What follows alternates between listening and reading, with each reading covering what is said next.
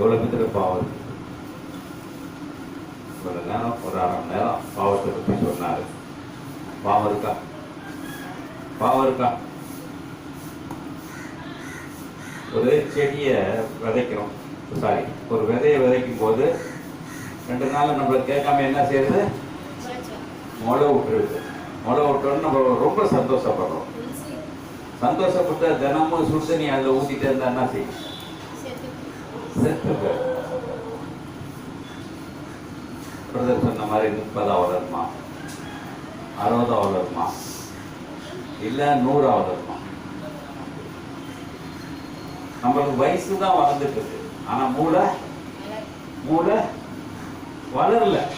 மூளை எப்போ வளரும்? மூளை எப்போ வளரும்?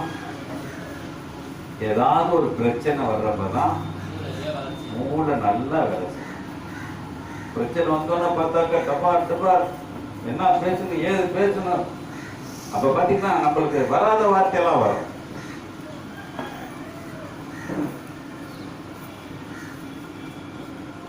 அதற்கு காரணம் 7 காரணத்தை சொன்னேன். அதை மாத்திரத்துக்கு சொன்னேன்.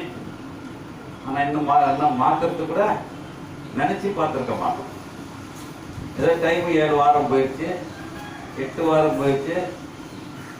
இன்னும் அந்த மாசம் பாருங்க, அடுத்த மாசத்துக்கு வந்துச்சுன்னா அந்த வருஷத்துக்கு முடிவு வந்தது. இப்ப என்ன ட்ரெஸ் எடுக்கலாம், ஜனவரிக்கு என்ன சாப்பாடு செய்யலாம், எல்லாமே என்ன செஞ்சிருவோம், ஒரு கால்குலேஷன் பண்ணி வச்சிருவோம். ஆனா என்னை சுத்திகரிக்கிறேனா என்று கேட்டாக்க அதுக்கு என்ன செய்யும்? என்ன செய்வோம்? சுத்திகரிக்க முடியுதா? சுத்திகரிக்க முடியுதா? முடியல. இப்ப சுத்திகரிக்கணும்ல, நம்ம எப்ப சுத்திகரிக்கும்?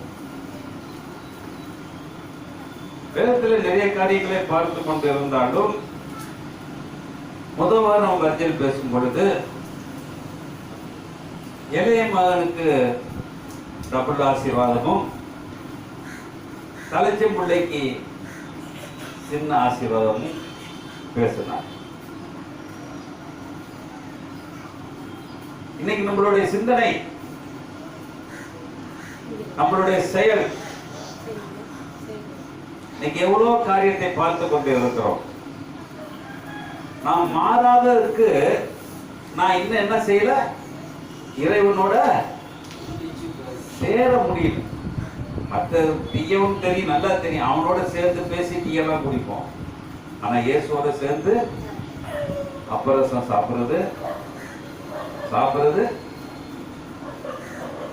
நான் ரொம்ப நாளா யோசனை பண்ணினேன். ஏன்னா கடைசியா மட்டும் இயேசு கிறிஸ்து எல்லா சீசர்களையும் கூப்பிட்டு உட்கார வச்சு அப்பரசம் பண்றாரு. எனக்கு ஒரு சந்தேகம். அப்ப அப்பரசம் கொடுக்கும் போது நம்ம எப்படி இருக்கணும்? எப்படி இருக்கணும்? எப்படி இருக்கணும்? எல்லாரும் ஒரு மனப்பட்டு. ஆனா இங்க ஒரு மனம், ஒரு மனமா தான் இருக்குது. ஒரு மனம் இல்ல, ஒரு மனமா இருக்கு. ஆனா இன்னைக்கு எவ்வளவு காரியங்களை பார்த்து கொண்டு இருந்தாலும் வேதத்திலே நிறைய காரியங்கள் நம்ம மத்தியிலே இருந்து கொண்டு இருக்கிறது. நிறைய காரியங்கள் மத்தியிலே இருந்து கொண்டு இருந்தாலும் எடுக்கிற ஒவ்வொன்றும் ஒரு புதுவிதமாக இருந்தா எல்லாத்துக்கும் ஒரு யோசனையா இருக்கும். சொன்னதே சொல்லிட்டு இருந்தாங்க, பிடிச்சி போயிடுச்சு. எவ்வளவுதான் கேட்கறது வசனத்தை? நம்ம ஆயுசுக்கும் பைபிள் படிக்கிறதுனால பைபிள் படிச்சவங்க 10 வசனத்தை சொல்லி நம்மள நிரப்பிட்டு இருக்கிறாங்க.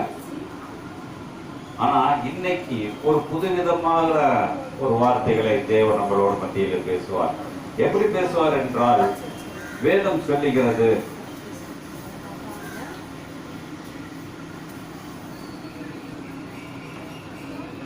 அது என்ன அர்த்தம்?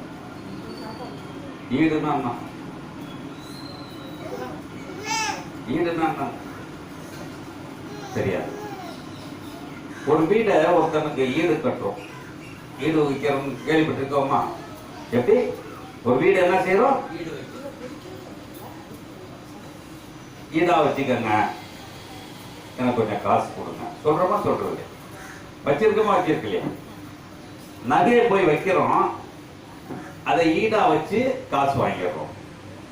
ஈடுங்கிறது இன்னைக்கு தெரிஞ்சு கொள்ளக்கூடிய காரியம், நான் ஒருவரை சார்ந்து இருக்க வேண்டும். அப்ப கிரயத்துக்கு வாங்கிட்டா ஈடு கிடையாது. ஆனா ஈடாங்கிறது அந்த சொத்துக்கும் என் சொத்துக்கும் சம்பந்தம் உண்டு. நான் என்னைக்காட்டி காசு கொடுத்தாத திருப்பிக் கொள்ளலாம். ஆனால் வேதம் தெளிவாக சொல்லுகிறது, ஈடுங்கிற வார்த்தை வேதத்திலே சில இடத்திலே மட்டும் உண்டு. அந்த ஈடுங்கிற வார்த்தை யார் சொல்றான்னா, யோசாவுடைய ஊழியக்காரர்கள் சொல்லுகிறார்கள். உன் உயிருக்கும் என் உயிருக்கும் ஈடாக நான் கர்த்தர் முன்னாடி செய்வேன் என்று சொல்லுகிறார். இப்ப இயேசு சொல்றாரு, இந்த ஈடுங்கிற வார்த்தைய மாத்தி சொல்றாரு. எப்படி சொல்றாரு? நான் உன்னிலும் நீ என்னிலும். இப்ப எப்படி இருப்போம்? இப்ப நான் எப்படி இருப்பேன்? ஈடா இருக்கிறேனா இல்ல உன்னில் இருக்கிறேனா? வேதத்தை எடுத்து படிச்சு பார்ப்போம். யோவான் 15ஆம் அதிகாரம் 4வது வசனம் சொல்லுகிறது,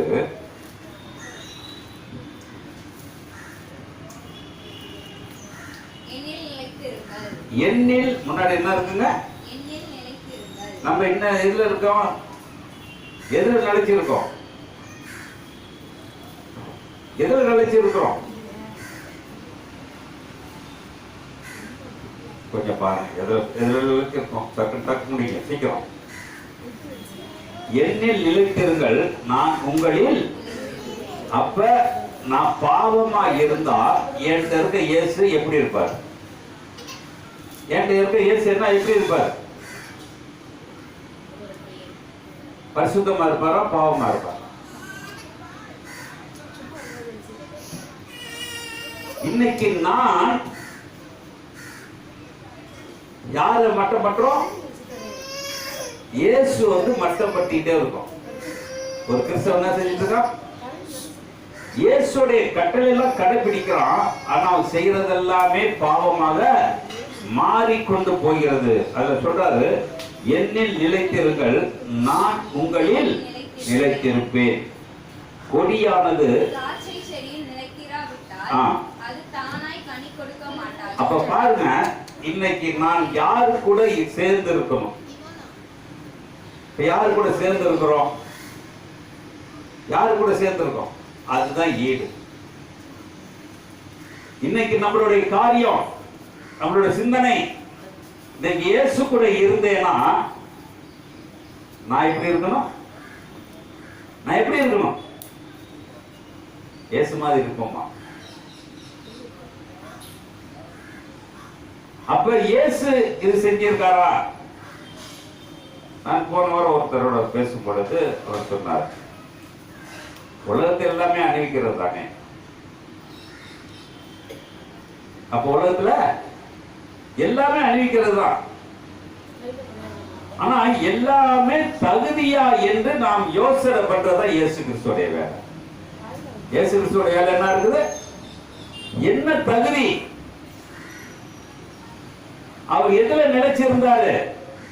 நான் எதுல நிலைச்சிருக்கேன்? அவர் எதுல நிலைச்சிருக்காரு? அவங்க அம்மா அப்பா பார்த்து பேசுறாரா, திட்டினாரா? ஆனா நம்ம குடும்பத்துக்குள்ள புருஷனை திட்டுறோம், பிள்ளைய திட்டுறோம், மகளான் தனியான பேர் சொல்ல ஆரம்பிச்சுட்டா. என்ன சொல்ற? தனியான. அது இப்பெல்லாம் புதுசா சொல்ல, இளவெடுக்க என்ன சொல்ற? சொல்றா.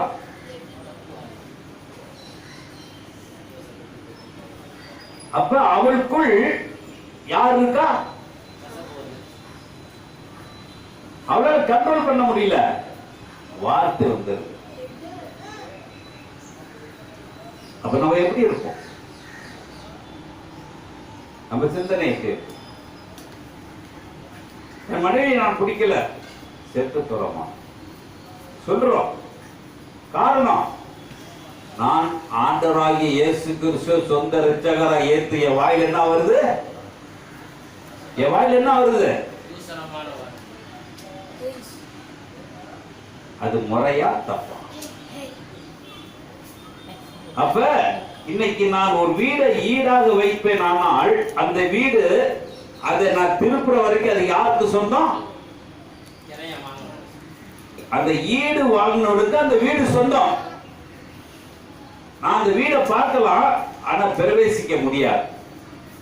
இன்னைக்கு இயேசு கிறிஸ்து அதை நாம் அதை ஈடாக அவரிடம் ஒப்பு கொடுத்து இருக்கிறோம். ஆனா இன்னும் நம்ம எப்படி இருக்கிறோம்? அந்த இடத்துல நான் எப்படி இருக்கிறேன்? வேதம் தெளிவா சொல்லி கொண்டு இருக்கிறதா பாருங்க. என்னில் நிலைத்திருங்கள், நான் உங்களில் நிலைத்திருப்பேன். அதுக்கு உதாரணம் சொல்றாரு. கீழே என்ன சொல்றாரு? திராட்சை செடி. திராட்சை செடி வளர்ந்தா ஒரு கொடி வரும், கொடியில கிளை வரும், கிளைல பழம் பழுக்கும். அப்ப நானும் இயேசுவும் ஒன்றாய் இருந்தா நான் மிகுந்த 100 மடங்கு தான், 30, 60, 100 பெருகுவோம். இப்ப பெருக முடியுதா? பெருகுதமா? எவ்வளவு சத்தியங்கள் ஐயா பேசுனதெல்லாம் பாத்தீங்கன்னா அவ்வளவு அருமையாக இருந்தாலும், ஆனா கடைபிடிக்கிறது முடியல. இப்ப 1000 பேருக்கு சத்தியம் சொன்னாலும் சரி, 2 பேருக்கு சத்தியம் சொன்னாலும் சரி, ஒருத்தர் சத்தியம் சொன்னாலும் கடைபிடிப்பது கடினம். எது? வேதம். மற்றபடி எது சொன்னாலும் கடைபிடிக்கிறோம். வேதத்தை கடைபிடிங்கனாக்கா நம்ம என்ன செய்வோம்? முடியுமா? முடியவே முடியாது. அப்ப ஈடாக நான் ஒரு பொருளை ஒப்படைப்பேனால் அந்த ஈடு வாங்கினவன் அந்த பொருளை பத்திரப்படுத்தி வச்சிருப்பான். எப்படி வச்சிருப்பான்? அப்ப நான் என் ஆண்டவர் இயேசு கிறிஸ்துக்கு நான் ஈடாக போனேன்னா என்னை பத்திரப்படுத்தி வச்சிருப்பார். ஒன்று, எனக்கு நோய் வராது. இன்னொன்று, என்னிடம் பாவம் இருக்காது. இன்னொன்று, என்னை யாரும் தூசணமா பேச மாட்டாங்க. இது மூணுமே எனக்கு நடக்குதுன்னா நான் இன்னும் இயேசுக்குள்ள நான் என்ன செய்யல? ஈடாய் போகவில்லை. அதனால சொல்றாரு, இந்த ஈடுக்கு 2 காரணம் சொல்றாரு. ஒன்று,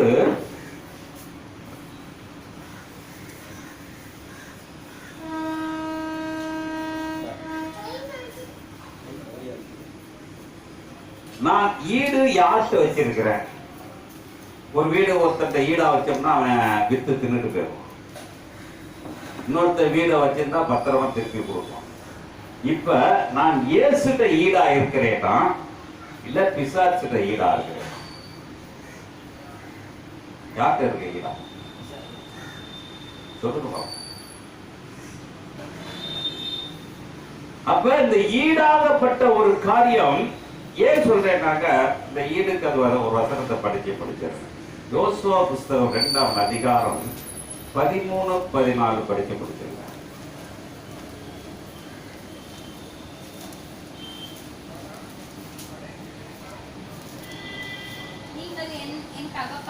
என் தகப்பனையும் என் தாயையும் என் சகோதரரையும் சகோதரிகளையும் எல்லாவற்றையும் படி என்னங்க சொல்றாங்க? அதுக்கு பதில் யோசுவாவுடைய ஆட்கள் சொல்றாங்க. படிங்க சீக்கிரம். அவர்கள் ஜன்னல் வழியா இறக்கி விட்டார். அவள் வீடு அலங்கத்தின் மத்தியிலே இருந்தது. 14 படிக்கிறியாமா? அப்பொழுது அந்த மனுஷர் அவளை நோக்கி நல்லா கேட்டுக்கங்க, என் ஜீவனையும் உங்கள் ஜீவனை எல்லாம் புரிஞ்சுக்கிட்டீங்களா? அது யாரு? இன்னொருத்தி யாரு? ராகாப். ஒரு வேசிங்க. ஒரு வேசிக்கு ஒரு ஊழியக்காரன் வந்து சப்போர்ட் பண்ணி ஈடா வைப்பானால் எனக்கு இயேசு கிறிஸ்து ஜீவனுக்கு ஈடா வைப்பாரோ வைக்க மாட்டானா? ஒப்பார வைக்க மாட்டாராம்.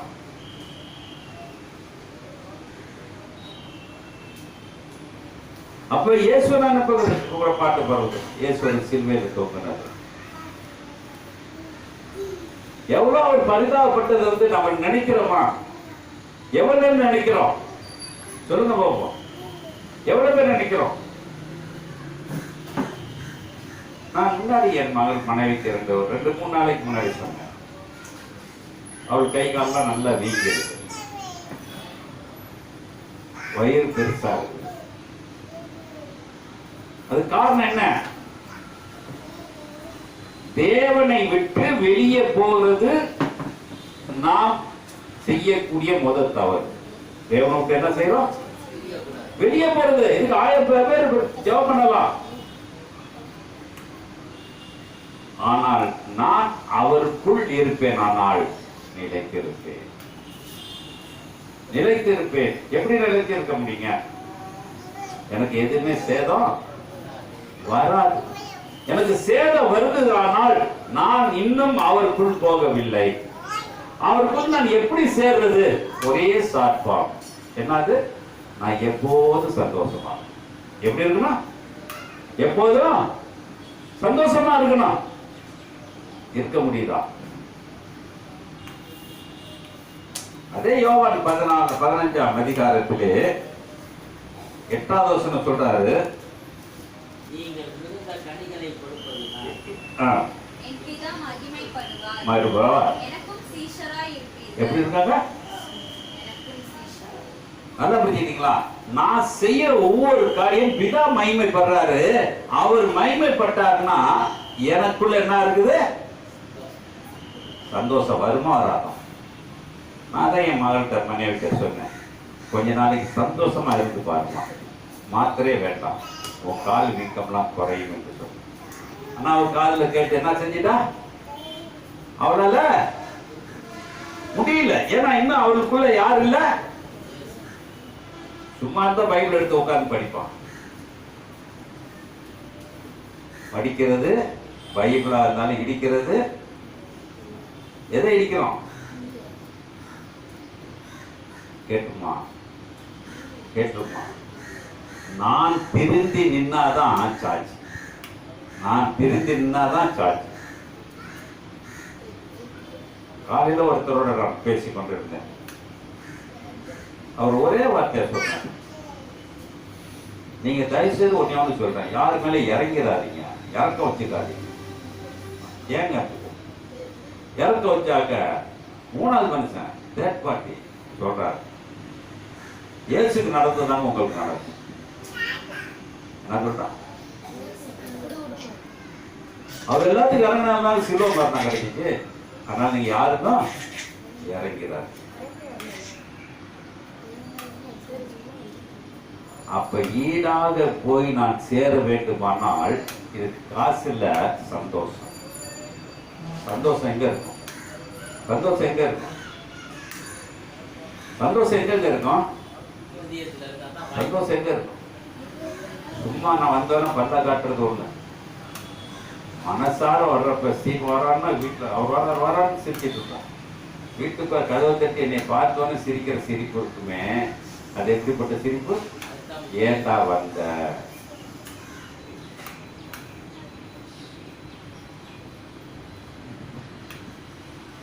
அப்ப அது அர்த்தவசனம் சொல்றாரு. 9 படிப்போம். பிதா என்னில் அன்பா இருக்கிறது போல நான் உங்களில் அன்பா இருக்கிறேன். இப்ப இருக்கிறோமா? இயேசுக்கு அன்பா இருக்கிறோமா? இல்ல நம்ம குடும்பத்துல குடும்பம் தான் நம்ம நாய் பேய்மா இருக்குது, அதை விட்டுருவோம். இயேசுக்கு அன்பா இருக்கிறோமா? இருக்க முடியுமா? நம்ம மனசு நம்மளுக்கு.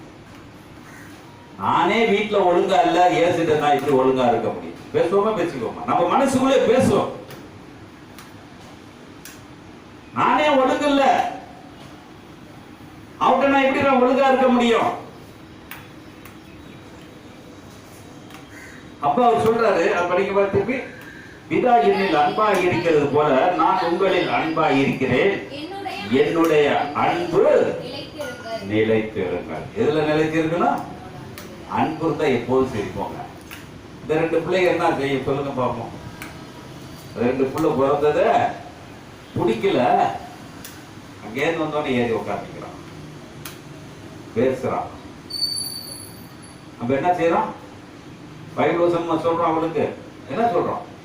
அவளோட சேர்ந்து சந்தோஷம். அப்ப நம்ம எப்படி இருக்கும்? இப்ப அவ கையில ஒரு குதிரையை வச்சுட்டோம்னா என்ன இருக்கு? அது தூக்கி காட்டிட்டு சந்தோஷம். அப்ப நீ என்னைக்கு இயேசு சொந்த ரட்சகரா ஏற்றுக்கிட்டு என்ன சந்தோஷப்பட்டு இருக்க? மூஞ்சி ஏன் பிரகாசம் இல்லாம இருக்குது?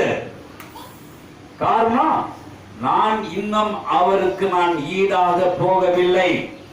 பிசாசுதான் ஈடா கொடுத்திருக்க. என் உடம்பை யார்கிட்ட கொடுத்திருக்க?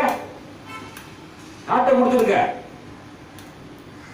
பிசாசுகிட்ட தான் என் உடம்பு போயிருக்கு. கட்டின புருஷனை துணை பிசாசு மாதிரி இருக்கிறீங்க. சொல்லுவோமா சொல்ல மாட்டோம்.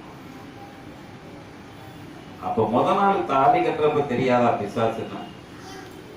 தெரியாதா? அன்னைக்கு தெரியாது, போக போக தான் தெரியும். அதனால ஏன் இதை சொல்றேன்னா, இன்னும் இயேசு நம்ம போக போக பார்க்கல, முடியல. இன்னும் 10 வருஷம் பைபிள் உட்கார்ந்தா கூட கத்துக்க முடியாது. எல்லா கிறிஸ்தவம் நான் ஓப்பனாக சொல்லி முடிக்கிறேன். முழுமையாக இயேசுவை முழுமையாக கத்துக்க முடியாத ஒரு மனுஷனா பூமியில கிறிஸ்தவம் தான். அவருடைய ஒரு அடி கூட நான் கத்துக்கல. ஆனா பவுலடியான் சொல்றான், அவருடைய அச்சு அடையாளத்தை நான் தரித்துக் கொள்ளுகிறேன். அப்ப எப்படி இருக்கிறோம்? நம்மளுடைய சிந்தனை எப்படி இருக்குது? நான் பிசாசுக்காக ஈடா இருக்கிறேனா, இல்ல இயேசுக்கு நான் ஈடா இருக்கிறேனா? என் சொத்து சுகம் எல்லாமே அவருக்கு ஒப்புப்படுத்த இருக்கிறேனா?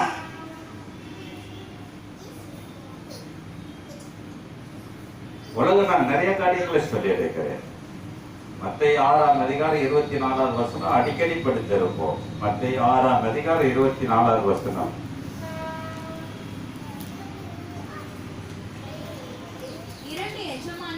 நம்ம எப்படி வேலை செய்யறோங்க?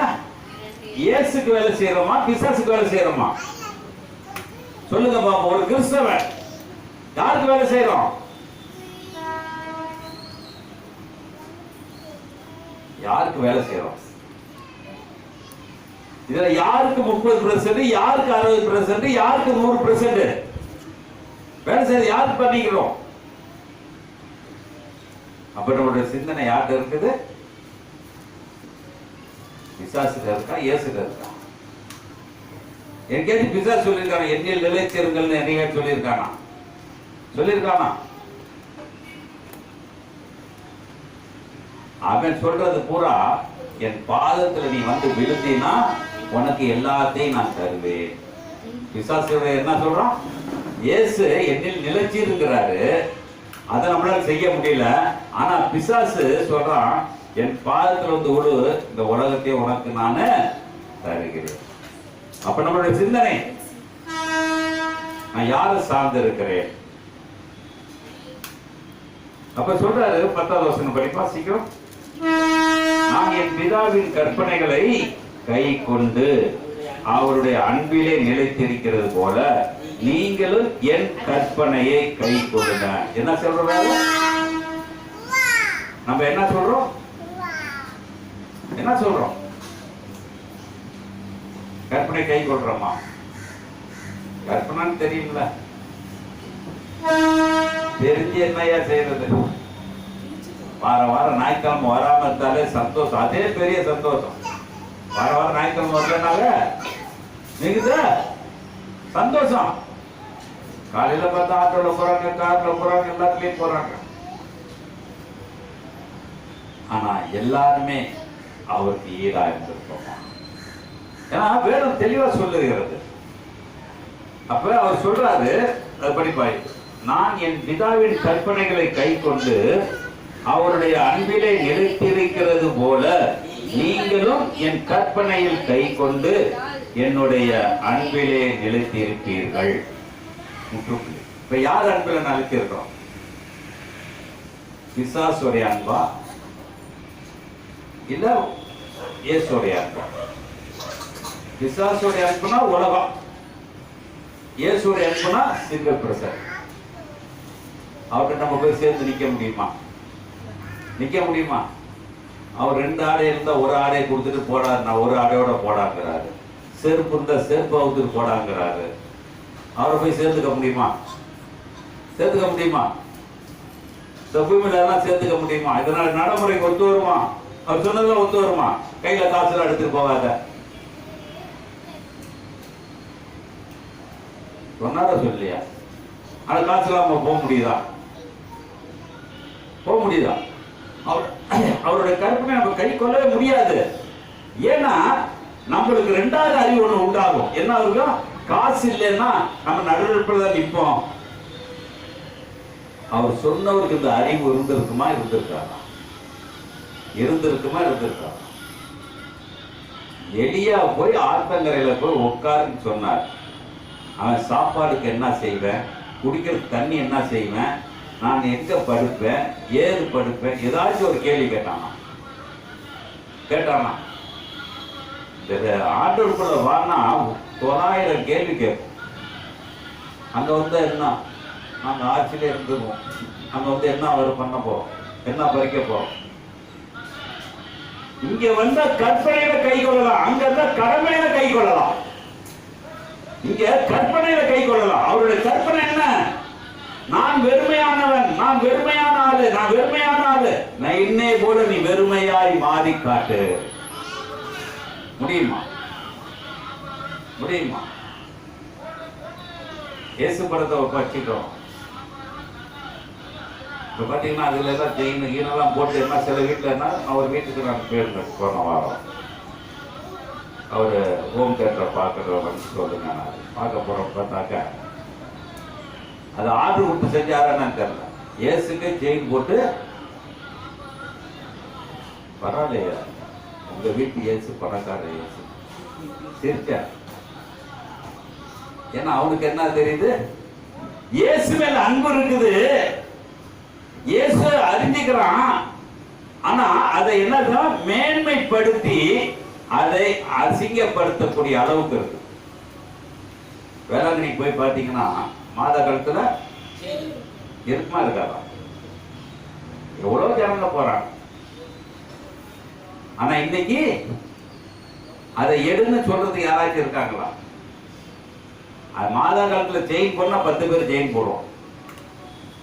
நேற்று பேஸ்புக்ல பார்த்த ஒரு எரும மாட்டுக்கு 3 கிலோ தங்கத்துல செயின் போட்டோம். ஒரு எரும மாட்டு. அது என்னன்னா, அந்த எரும மாடு உலகத்துல ஒரு திறமையான மாடு என்று சொல்லி நல்ல வடக்கயிறு மாதிரி செயின் போடும். அப்ப நம்ம யாருக்கு செயின் போடணும்? யாருக்கு செயின் போடணும்? தட்டி கேட்கணும். அதான் கற்பனை. தட்டி கேட்கணும். யோவான் 2ஆம் அதிகாரத்தில் சொல்லுவார், பிதாவினுடைய வீட்டை நீங்க கல்லர் கோயில் தட்டி கேட்டாரு. கேட்டாரா? இன்னைக்கு உட்கார்ந்து கிறிஸ்தவனை பார்த்து யாராச்சும் கேட்கிறோமா? நீ இப்படி செய்யறடான்னு கேட்கிறோமா? இப்படி செஞ்சிட்டு இருக்கேன்னு கேட்கிறோமா? கேட்கிறோமா? அவனோட சேர்ந்து ஜாலரா அடிக்கிற ஒழிஞ்சு தட்டி கேட்க முடியல. அப்போ இது யாரு அதிகாரம் கொடுத்தா? நான் பிதாவில் நிலைத்திருக்கிறேன். எல்லாம் சொன்னாரு அதிகாரம். நான் பிதாவில் நிலைத்திருக்க வரை எனக்கு அதிகாரம் உண்டு. நான் இயேசுவை நிலைத்திருந்தா நான் அந்த அதிகாரத்துல பேசுவேன். நான் எதுல பேசுறேன்? நிலைச்சி இருக்கிறதுலயே பேசல. அதனால இன்னைக்கு ஈடாக நான் யாரிடம் ஒப்படைக்க போறேன்? என்னுடைய வீடு. என்னுடைய வீடு என்ன வீடு? என்னுடைய வீடு என்ன வீடு? எல்லாத்துக்கும் தெரியும். அப்படி இருக்குமா? என் வீடு ஜெப வீடா இருக்குமா? நம்ம ஜெபம் பண்ணது இந்த சில நேரம் நடக்க மாட்டேங்குது. நம்ம ஜெபம் பண்ணிட்டு போறப்ப என்ன ஆகுது?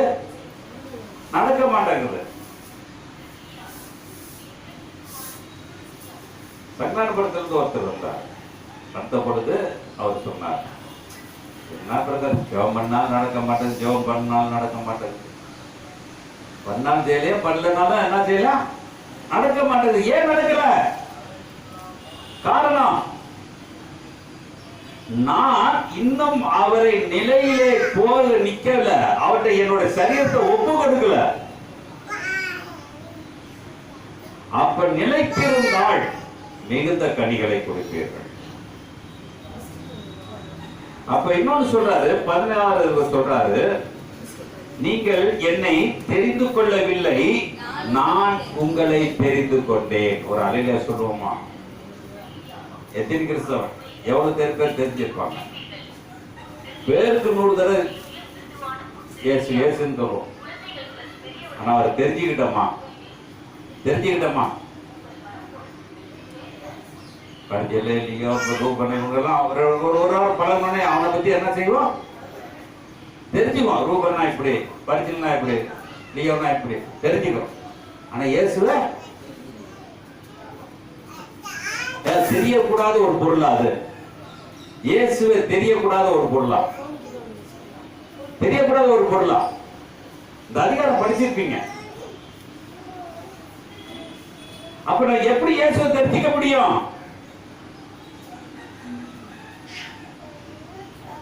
அவர் செய்யக்கூடிய ஒரு காரியம், அவர் கற்பனை. என்ன கற்பனை? அவர் சொல்ற வார்த்தை பூரா கற்பனை. அவர் சொன்ன வார்த்தை பூரா கற்பனை. ஆனா நம்ம என்ன கேட்கல? அவர் வார்த்தையை பேசுறோம், கடைபிடிக்க எப்ப கடைபிடிப்போம்? ஆயுசுகள் குறைஞ்சிட்டே போகுது, நாட்கள் குறைஞ்சிட்டே போகுது. 23 24 24 முடிய போகுது. 24 வரைக்கும் நம்ம உயிரா இருப்போமா? இந்த 40 நாள் உயிரா இருப்போமா? அதுக்கு சொல்ல முடியுமா? அது சொல்ல முடியுமா? ஆனா இயேசுக்குள்ளே நான் நிலைச்சி இருப்பேன். ஆனால் இந்த 40ல 40 ஆண்டு நான் இருப்பேன். ஏன் சொல்றேன்? சங்கீதம் 91 சங்கீதம் கடைசி 2 வசனம் சொல்லுகிறது.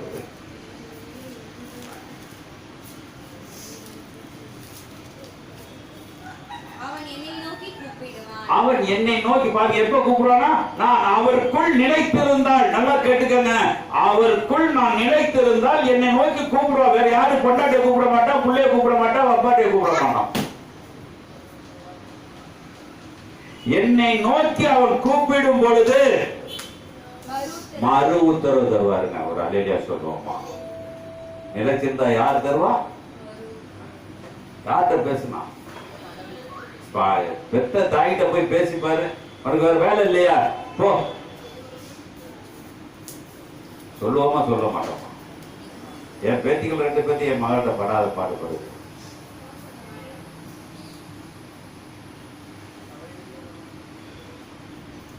தாவீட ஒழுங்குபடுத்தணுங்க. அதான் என்னுடைய பாலிசி. தாவீட நான் லீவோட 2 நாளைக்கு கழிச்சு நானே இந்த இடத்துல நிக்கிறது தகுதி இல்லை. என்ன செய்யறது எனக்கு புரியல. என்ன செய்ய விட்டுட்டு போனாலும் கஷ்டமா இருக்குது, நின்று பேசினாலும் அதை விட கஷ்டமா இருக்கு. அப்ப என்னைய நான் என்ன செய்ய முடியல, சுத்திகரிக்க முடியல. அப்ப நிலைச்சிருக்க, அப்ப நிலைச்சிருக்கிறதுக்கு நான் என்ன செய்ய வேண்டும்? அது அடுத்த வசனம் சொல்லி படிப்பா சீக்கிரம். 16 குறிச்சு சீக்கிரம். அன்பாய் இருக்க வேண்டும் என்பது கற்பிக்கிறேன். என்ன சொல்றாங்க? உலகம் உங்களை பகைத்தால் அப்பதான் நீ இயேசுட இருக்க. நல்லா கேட்டுக்கங்க, நல்லா ஒரு வார்த்தையை கேட்டுக்கங்க. என் மனைவியை யாருக்குமே பிடிக்கலன்னா அவ இயேசுக்குள்ள இருக்கான்னு அர்த்தம். என் மனைவி எல்லாத்துக்கும் பிடிக்குதுன்னா அவ என்ன இயேசுக்குள்ள இல்ல.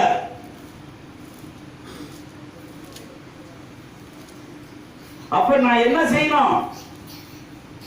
படிக்க சீக்கிரம் படிச்சு படிக்கிறேன்.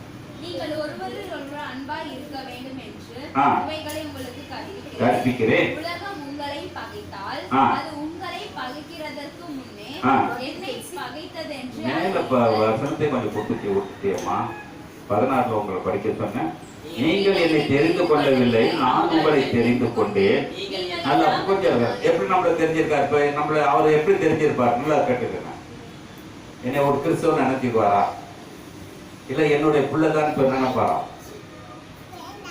நினைக்க மாட்டாரா? இப்ப என்னை நினைச்சா இயேசு என்னை நினைப்பாரா? அப்ப அதான் சொல்றாரு, என்னில் நீங்கள் என் நாமத்தினாலே பிதாவை கேட்டுக்கொள்வது எதுவோ அதை அவர் உங்களுக்கு கொடுக்கத்தக்கதாக. யாருடைய நாமத்தினால? பிதாவின் நாமத்தில். என் நாமத்தினாலே. நல்லா கேட்டுக்கங்க. அதனாலதான் ஒவ்வொரு ஜெபத்துக்கும் டேப் ரெக்கார்டு மாதிரி என்ன செய்யறோம்? இயேசு கிறிஸ்து நாமத்தினாலே என்ன சொல்றோம்? அந்த ஜெபம் கேட்குமா கேட்காத தெரியாது. ஆனா முற்றுப்புள்ளி இயேசுடைய நாமத்தினாலே. அப்ப இயேசுடைய நாமம் சொல்ற ஒரு ஊழியக்காரனோ ஒரு விசுவாசியோ ஒரு அடி முட்டாளா இருந்தா இயேசுவோட சேர்ந்தவனா என்று நினைச்சு பார்க்கணும். அப்ப இயேசுவோட சேர்ந்தவன் தான் அந்த வார்த்தையை சொல்ல முடியும். இயேசு நாமத்தினாலே சொல்ல முடியுமா? நான் இயேசுவை போல இருக்கிறேன் சொல்லுவோமா? நான் வர்ஜில் கூட ஒரு வருஷம் பழகுனா வர்ஜில் மாதிரி ஆயிட்டீங்களே அது சொல்லுவாங்க. லியோ கூட 2 வருஷம் இருந்தா லியோ மாதிரி ஆயிட்டீங்களேன்னு சொல்லுவாங்க. ஆனா இயேசு கூட 60 வருஷம் பழகுனா கூட நான் இயேசு மாதிரி முடியல.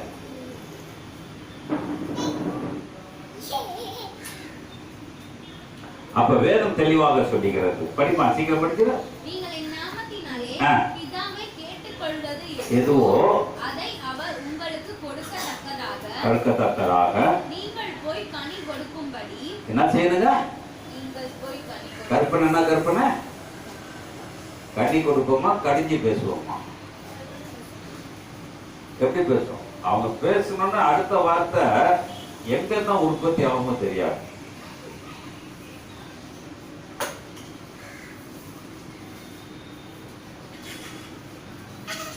கடித்தனமா பேசுறாளே, கடித்தனமா இருக்காளே.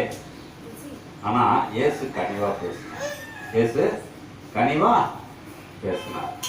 யூதாஸ் சொன்னான், காட்டி கொடுக்க வந்த பொழுது என்ன சொன்னாரு? என்ன சொன்னார்? ஸ்நேகிதனே உனக்கு என்ன? அவருக்கு தெரியுமா தெரியாது? காட்டி கொடுக்க போறான், இன்னும் சாக போற எல்லாம் தெரியும்.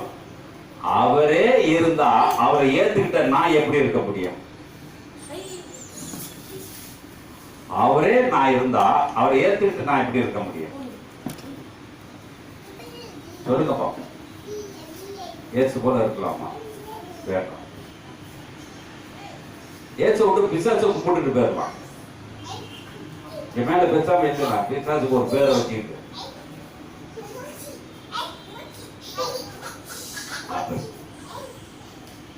சிந்தித்து. ஏன்னா வேதம் ரொம்ப நாளைக்கு கிடைக்க போறதில்லை. வேதம் ரொம்ப நாளைக்கு கிடைக்க போறதில்லை. இப்ப 3வது உலக போர் வருது. 3வது உலக போர் வருது. வந்துச்சுன்னா என்ன ஆகும்? பஞ்சங்கள் வரும், கொள்ளை நோய்கள் வரும், ஆரம்பிச்சு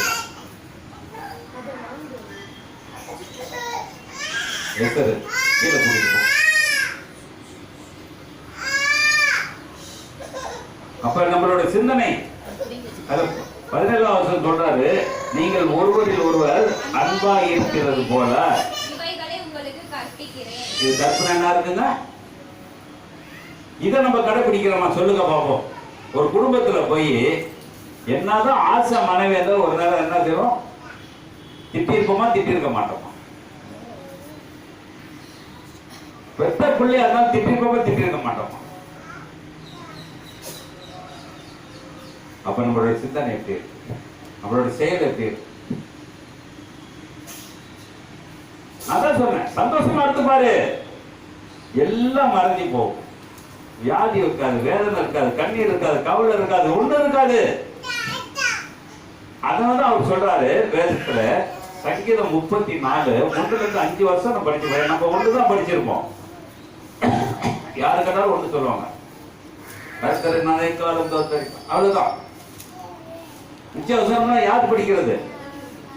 படிங்க, சீக்கிரம் படிங்க. கர்த்தரை நான் கருத்து நல்ல பொறுமையா படிங்க. ஏன்னா ஒவ்வொரு வார்த்தைக்கு அர்த்தம் இருக்குன்னு சொல்லியிருக்கேன். ஒரு அர்த்தத்தோட படிக்கணும்னா ஒரு பைபிளை படிக்கிறதுக்கு குறைஞ்சது 10 வருஷம் ஆகும். எத்தனை வருஷம் ஆகும்? 10 வருஷம் ஆகும். அவ்வளவு அர்த்தம் ஒண்ணு நல்லா இருக்கு. கெட்ட வார்த்தை உள்ள வார்த்தை இருக்கு, நல்ல வார்த்தை உள்ள வார்த்தை இருக்கிறது. கெட்டதை தூக்கி போட்டு நல்லதை சேர்த்து போடும். ஆனா நம்ம நல்லதை தூக்கி எறிஞ்சு கெட்டதை என்ன செஞ்சிருக்கோம்? சேர்த்து வச்சிட்டு இருக்கோம். அதுல சொல்றாரு, படிங்க சார். கர்த்தரை நல்ல பொறுமை. கர்த்தரை யாரு? நான். யாரு? படிக்கிறவங்க இருக்கமா? இந்த வசனம் அடிக்கடி சொல்லுவோம். கர்த்தரை நான் எக்காலம் சொல்றது. அந்த நான்கிறது காமன், அது படிக்கிறவனுக்கு சேர்ந்தது. அந்த வசனத்தை நான் படிச்சேன்னா கர்த்தரை நான் எக்காலமும் சோத்தரிச்சா எனக்கு என்கிட்ட வந்து சந்தோஷம் தவிர வேற எதுவும் வராது. கர்த்தரை நான் எக்காலமும் 3 காலம், 3 காலத்தை நான் அவரை சந்திக்கக்கூடிய காரியம். நான் எக்காலமும் நான் சோத்தரிப்பேன். எவ்வளவு நேரம் நான் சோத்தரிக்கிறேன் சொல்லுங்க பாப்போம். சொன்னார் ஒரு அரை மணி நேரம் கூட நம்மளால நின்று அவரை உண்மையை ஆராதிச்சிருப்போமா? அவர் சொன்னார். அப்ப அந்த சீன்ல என்ன செய்யலாம்? கட் பண்ணிட்டு ஒரு புலிப்படம் போட்டு ஓட்டி விட்டுருக்கோம். அப்ப கர்த்தரை நான் எக்காலமும் சோத்தரிப்பேன். அவர் துதி என் வாயில கெட்ட வார்த்தை தாங்க வரும், துதி வராதுங்க. அடுத்தவங்க திட்ட வருங்க வாய், என் துதி வராதுங்க.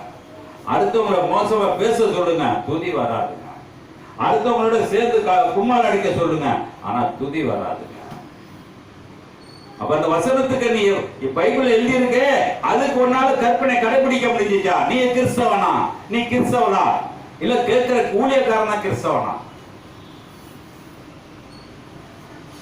என் வாயில என்ன வார்த்தை பிறக்கணும் சொல்றாரு. அவர் ஒவ்வொரு வார்த்தையும் நம்மளுக்கு பொறுமையா எழுதியிருக்கிறார். அது படிக்க முடியுமா? எப்ப இருக்குங்க? எப்ப? நல்லா கேட்டுக்கங்க. நான் கர்த்தரை எக்காலம் சோத்தரிச்சு அவர் துதி எப்போதும் இருந்தா நான் எங்க மேன்மை பாராட்டுவேன்? என் ஆத்துமா கர்த்தரை மேன்மை பாராட்டும். அப்ப கர்த்தரோட சேர்றதுக்கு ஒரு சின்ன ஒரு கற்பனை, இதை கடைபிடிக்க முடியுதா? டீச்சர் எம்போசன் சொல்லுவாங்க, 4 பக்கம் எழுதுறாங்க, உட்கார்ந்து என்ன சோறு கூட திங்காம கூட இங்கிட்டு காலை தூக்கி வச்சுட்டு அங்கிட்டு காலை தூக்கி வச்சுட்டு படுத்துக்கிட்டு நிமிந்து உட்கார்ந்து எழுதி நாளைக்கு கொண்டு போய் கொடுத்துறோம். ஆனா இந்த 2 வசனத்தை என்னால கடைபிடிக்க முடியல. நான் எக்கால சோத்தரிக்க முடியல. என்னுடைய துதி எப்போது என் வாயில இல்ல, பல பேச்சுகளை பேசுறேன். ஆனா அடுத்த வசனத்துல சொல்றாரு, படிமா.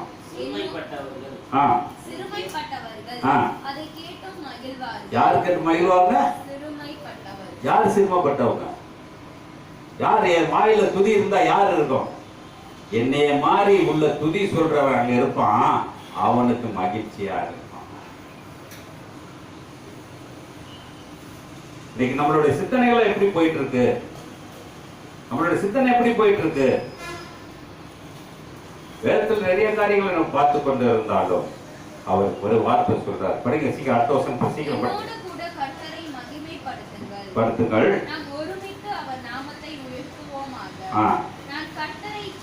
நான் கர்த்தரை தேடினேன், செவி கொடுத்து எல்லா பயத்துக்கும் என்ன செஞ்சாங்க? ஒரு சின்ன 2 மேல இருக்க 2 வசனத்தை நான் கடைபிடிச்சதால எனக்கு எந்த பயமும். என் மனைவிக்கு இப்ப வந்து ஓப்பனா நேரடியா சொல்றேன், அவளுக்கு மரண பயம் வந்துருச்சு. என்ன இருக்குது? எல்லாம் கை காலாம் வீங்குது, என்னை டாக்டர் கூட்டு போக மாட்டேங்கிற, பிள்ளைகளே பார்த்துட்டு இருக்கேன். என் மேல உள்ள கோபத்துல எங்க காட்டுறா? எங்கெங்க காட்டுமா காட்டிட்டு இருக்கா. காரணம் அவளுக்கு உயிர் பயம் வந்துருச்சு. நான் அவளை சொன்ன சந்தோஷமா இருடி, சந்தோஷமா இருந்தா உனக்கு வியாதி வராது என்று நான் சொன்னேன். ஆனா என்னுடைய வார்த்தை அவங்களுக்கு கேட்க முடியல. ஏன்னா நான் பெரிய இயேசு கிறிஸ்தா.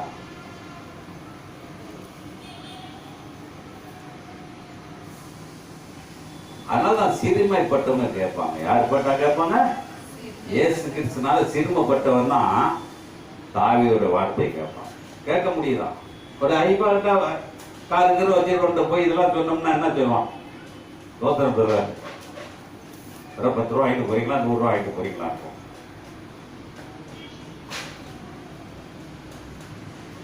அப்ப எப்படிப்பட்ட காரியத்தை நான் செய்து கொண்டு இருக்கிறேன்? எப்படிப்பட்ட காரியம் நம்ம மத்தியில் இருந்துட்டு இருக்கு?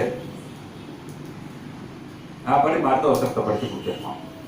அவர்கள் அவரை நோக்கி பார்த்து பிரகாசம் அடைவார்கள். அவர்கள் முகங்களில் வெட்கப்படவில்லை. இந்த ஏழை கூப்பிட்டான். கர்த்தர் கேட்டு அவனை அவன் இடுக்கண்களுக்கெல்லாம் எல்லாமே நீக்கிட்டார். என் மனைவிக்கு வியாதி போகுமா போவாதான்? போகுமா போவாதான்? அவ கடைபிடிக்க வேண்டியது 2 வசனம் தான். ஊர் கதை பேசாம, அடுத்தவங்களை பேசாம, எதுவும் பேசாம, கொள்ளாம, தினமும் அவ வாயில துதியும் இருந்துச்சுன்னா எப்படி இருக்கும்? மாற முடியுமா? இந்த சங்கீதம் நிறைய தடவை படிச்சிருப்போம். அப்ப நம்ம செய்யக்கூடிய காரியம் நிம்மதியான ஒரு வாழ்க்கை. 113 சங்கீதம் 4வது வசனமா பாருங்க. வாய்ப்பு பெறுவதற்கு முன்னமே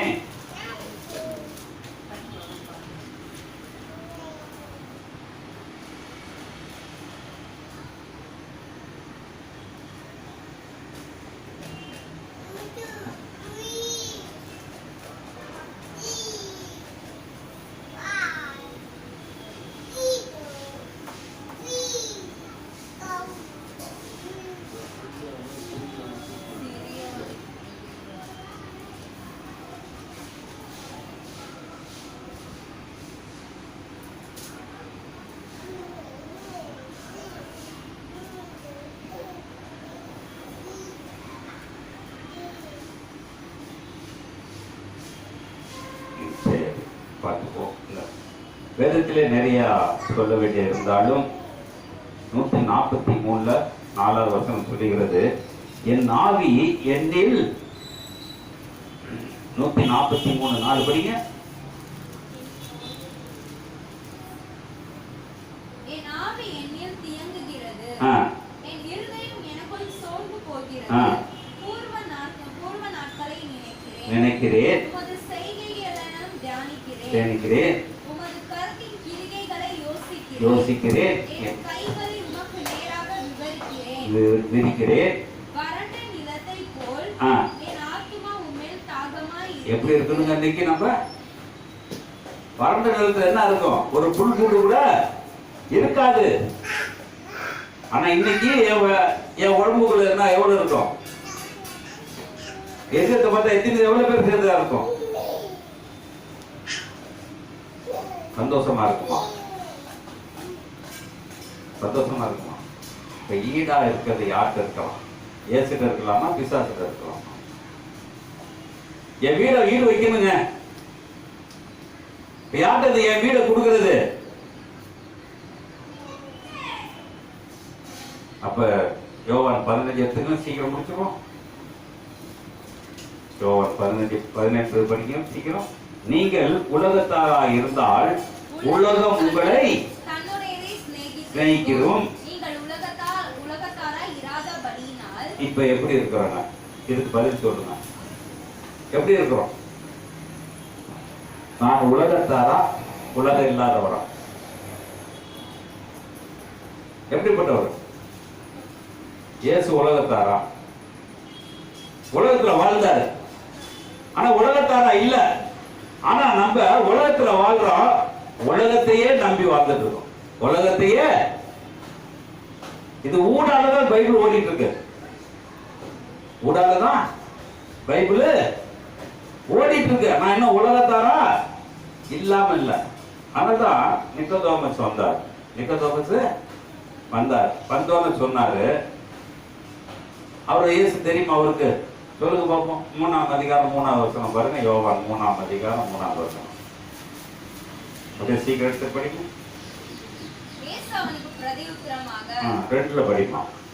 அவன் ராக்காலத்திலே இயேசுவினிடத்தில் வந்து ரபி நீ தேவனிடத்திலிருந்து வந்த போதகர் என்று அறிந்திருக்கிறேன்.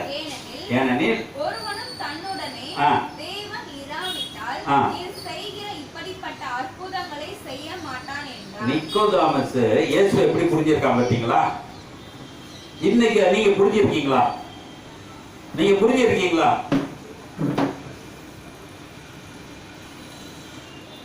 நிக்கோதேமஸ் ஆசாரியன், அவன் நல்லவனா கெட்டவனா தெரியாது. ஆனா ஒரு நல்லவனோ கெட்டவனோ இயேசுவை முழுமையாக அறிந்திருக்கான். அவன் என்ன சொல்றா? நீ பிதாவின் இடத்திலிருந்து வந்தவன் என்று. அந்த வசனத்தை மறுபடி படிமா. அவன் ராக்காலத்திலே இயேசுவிடம் வந்து ரவி நீ தேவனுடைய அறிந்திருக்கிறோம். ஏனெனில் ஒருவனும் தன்னுடனே தேவன் இராவிட்டால், அப்ப என்கிட்ட இருக்கிறாரா இல்லையா?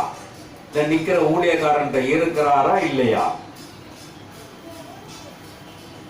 ஆல்பர்ட் ஃபாதர் பேசிட்டு இருக்கார், லைவ்ல பார்த்துட்டு இருக்கேன்.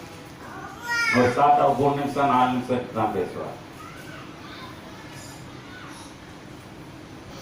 10ல் 1 போடுறியா? போடு. 100 ரூபாய்க்கு 1 ரூபாய்க்கு 1 ரூபா போடலாம், 100 ரூபாய்க்கு 10 ரூபா போடலாம். இப்படி போட்டு நிறைய காசு வந்தோன்னா மனசு என்ன ஆயிரும்? அலப்பாய ஆரம்பிச்சிடும். இவருக்கு இவ்வளவு காசு போடுறதா? சாமியார் கொளுத்து போயிட்டே சொல்றாங்க, சாமியார் கொளுத்து போயிடுவாரு.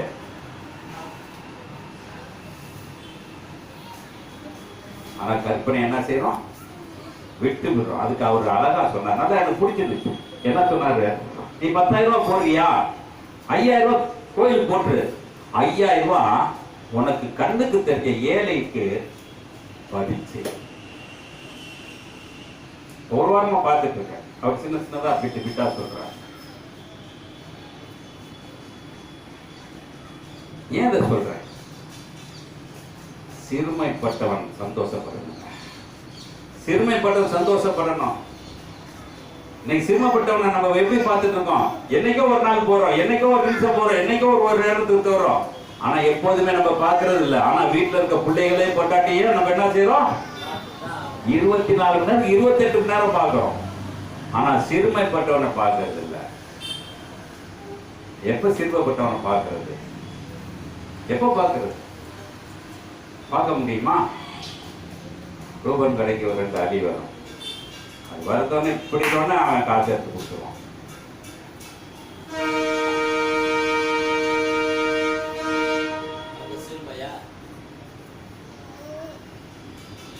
இல்லாட்டி அவர் பேசுறதுல அவன் தாங்க மாட்டான், அவ்வளவு பேசுவான். எதுக்காக காசு கொடுத்தான்? சிறுமைப்பட்டவன் இல்ல, அவர் ரொம்ப பேசுவான், வாய் அடைக்கிறா, காசை கொடுத்தா போயிடுவான். இன்னைக்கு அப்படிதான் பிச்சை போட்டுட்டு இருக்கோம். அவன் ஏதாச்சும் பேசுவான், அது 2 காசை போட்டோம்னா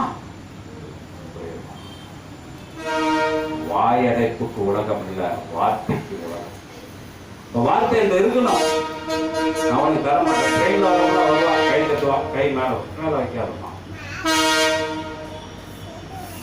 ஏன்னா ஓப்பனா சொல்லிருக்கேன், நான் கொடுக்க போறது இல்லை, நீ கேட்க போறது இல்லை. போமா அதோட. அப்ப இன்னைக்கு நம்மளுடைய சிந்தனை, நான் பார்த்து ஒரு சிறுமைப்பட்டவன் கொடுக்கும் போது மேலேருந்து உட்கார்ந்து இருக்கிற அந்த சிறுமைக்காரனை பார்ப்பாரா பார்க்க மாட்டாரா? அவனுக்கு தேவையான ஆகாரத்தை அனுப்புவாரா அனுப்ப மாட்டாரா?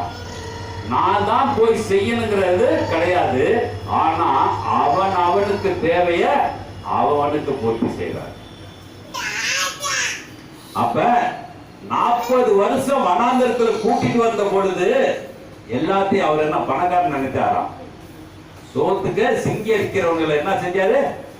வானத்திலிருந்து மண்ணாக பொரிய வச்சாரா? செஞ்சாரா? செய்தாரு செய்யல? படிக்கிறோம். அப்ப அவர் ஆகாரத்தை போடக்கூடியவர். ஆகாரம் யாருக்கு வேண்டுகிறது இருக்குது. ஆனா நம்ம அவர் சிரமப்பட்டவனுக்கு நல்லா கேட்டுக்கன்னா ஊசின குழம்ப போடுவோம். ஊசின குழம்ப போடுவோம். அவன் சாப்பிட்றாங்க இஞ்சாட்டியா இருப்பான். ஆனா நல்ல குழம்பு சாப்பிட்டாதான் நம்ம வீட்டுல வயிற்று வலி வரும். டாக்டர்கிட்ட போவோம். நல்ல கறி மீன் உரப்பு கூட வச்சுட்டோமா எனக்கு வயிற்றுலாம் எரியுது. அப்படியே மாதிரி அதே குழம்பு ஒரு பிச்சைக்காரத்தை ஊத்தி பாருங்க, நல்லா வலிச்சு சாப்பிடுவான். சோத்திரமா சிறுமைப்பட்டவன்கிட்ட இயேசு இருக்கிறாருங்க. உன்னை ஆட்ட பணக்காரங்கள்ட்ட இயேசு அப்ப எப்படி இருக்க? அப்ப வேறு நல்லா தெளிவா சொல்லுது. எடுத்துக்கோங்க அந்த 15ஆம் அதிகாரத்தை சீக்கிரத்தை முடிக்கிறோம். 19 சொல்றாரு, நீங்கள் உலகத்தாரா இராதபடியினால் உலகம் தன்னுடைய சினைக்கும், நீங்கள் உலகத்தாரா இராததினால் நான் உங்களை உலகத்திலிருந்து என்னை தெரிஞ்சிருப்பாரா? என்னை தெரிஞ்சிருப்பாரா? தெரிஞ்சிருக்க மாட்டாரா? நான் உலகத்தை சார்ந்துதான் இருக்கிறேன். உலகத்தை சார்ந்துதான் என்னை எப்படி தெரிஞ்சுக்குவாரு? இப்ப என்னை தெரிஞ்சுக்கிட்டா என் பொட்டாட்டி வருவா, என் புள்ள வரும், என் பேத்தி வரும், எல்லாம் அவர் வீடு வாச வண்டி கிண்டி எல்லாம் என்னோட வரும். அவர் சேர்த்துக்குவாரா? சேர்த்துக்குவாரா? அப்ப என்னை தெரிஞ்சுக்கிட்டாருன்னா வேதரை தெரிஞ்சுக்கிட்டாரு, போட்ல தெரிஞ்சுக்கிட்டாரு. அவன் புள்ள பொட்டாட்டி எல்லாம் வாங்கன்னு கூப்பிட்டாரா? இல்ல புள்ள பொட்டாட்டி இருக்கிறதோ இல்லையா நம்மளுக்கு தெரியல. அது அவரு கூட வந்துச்சா? வரல. யார் வந்தா? பேதுரு மட்டும் வந்தான். ஆனா நம்மள தெரிஞ்சுக்கிட்டா ஒரு ஊரே வரும். நம்மள தெரிஞ்சுக்குவாரா? அப்படி ஊரோட வந்தா தெரிஞ்சுக்குவாரா? இல்ல சிங்கிளா வந்தா தெரிஞ்சுக்குவாரா? எப்படி தெரிஞ்சுக்குவாரு சொல்லுங்க. எப்படின்னா சிஸ்டரு சாமியார்லாம் போறாங்க. ஏன்னா அவங்க போகணுங்கிறதுல போனாங்க. ஆனா இப்ப போகணுங்கிறது போகாம போகாத இடத்துக்கு போயிட்டு இருக்காங்க. அது அவங்களோட சாய்ஸ். அதை நம்ம கேட்க முடியாது, நம்ம சொல்ல முடியாது. ஏன்னா அன்னைக்கெல்லாம் நாங்க உயர்நிலையில இருந்த பொழுதெல்லாம் சாமியார் அம்மாங்கெல்லாம் வரும் பொழுது பாத்தீங்கன்னா அவங்களை பார்த்தாலே இல்ல முட்டிகால் போட்டுதான் சிறுவ வாங்குவோம்.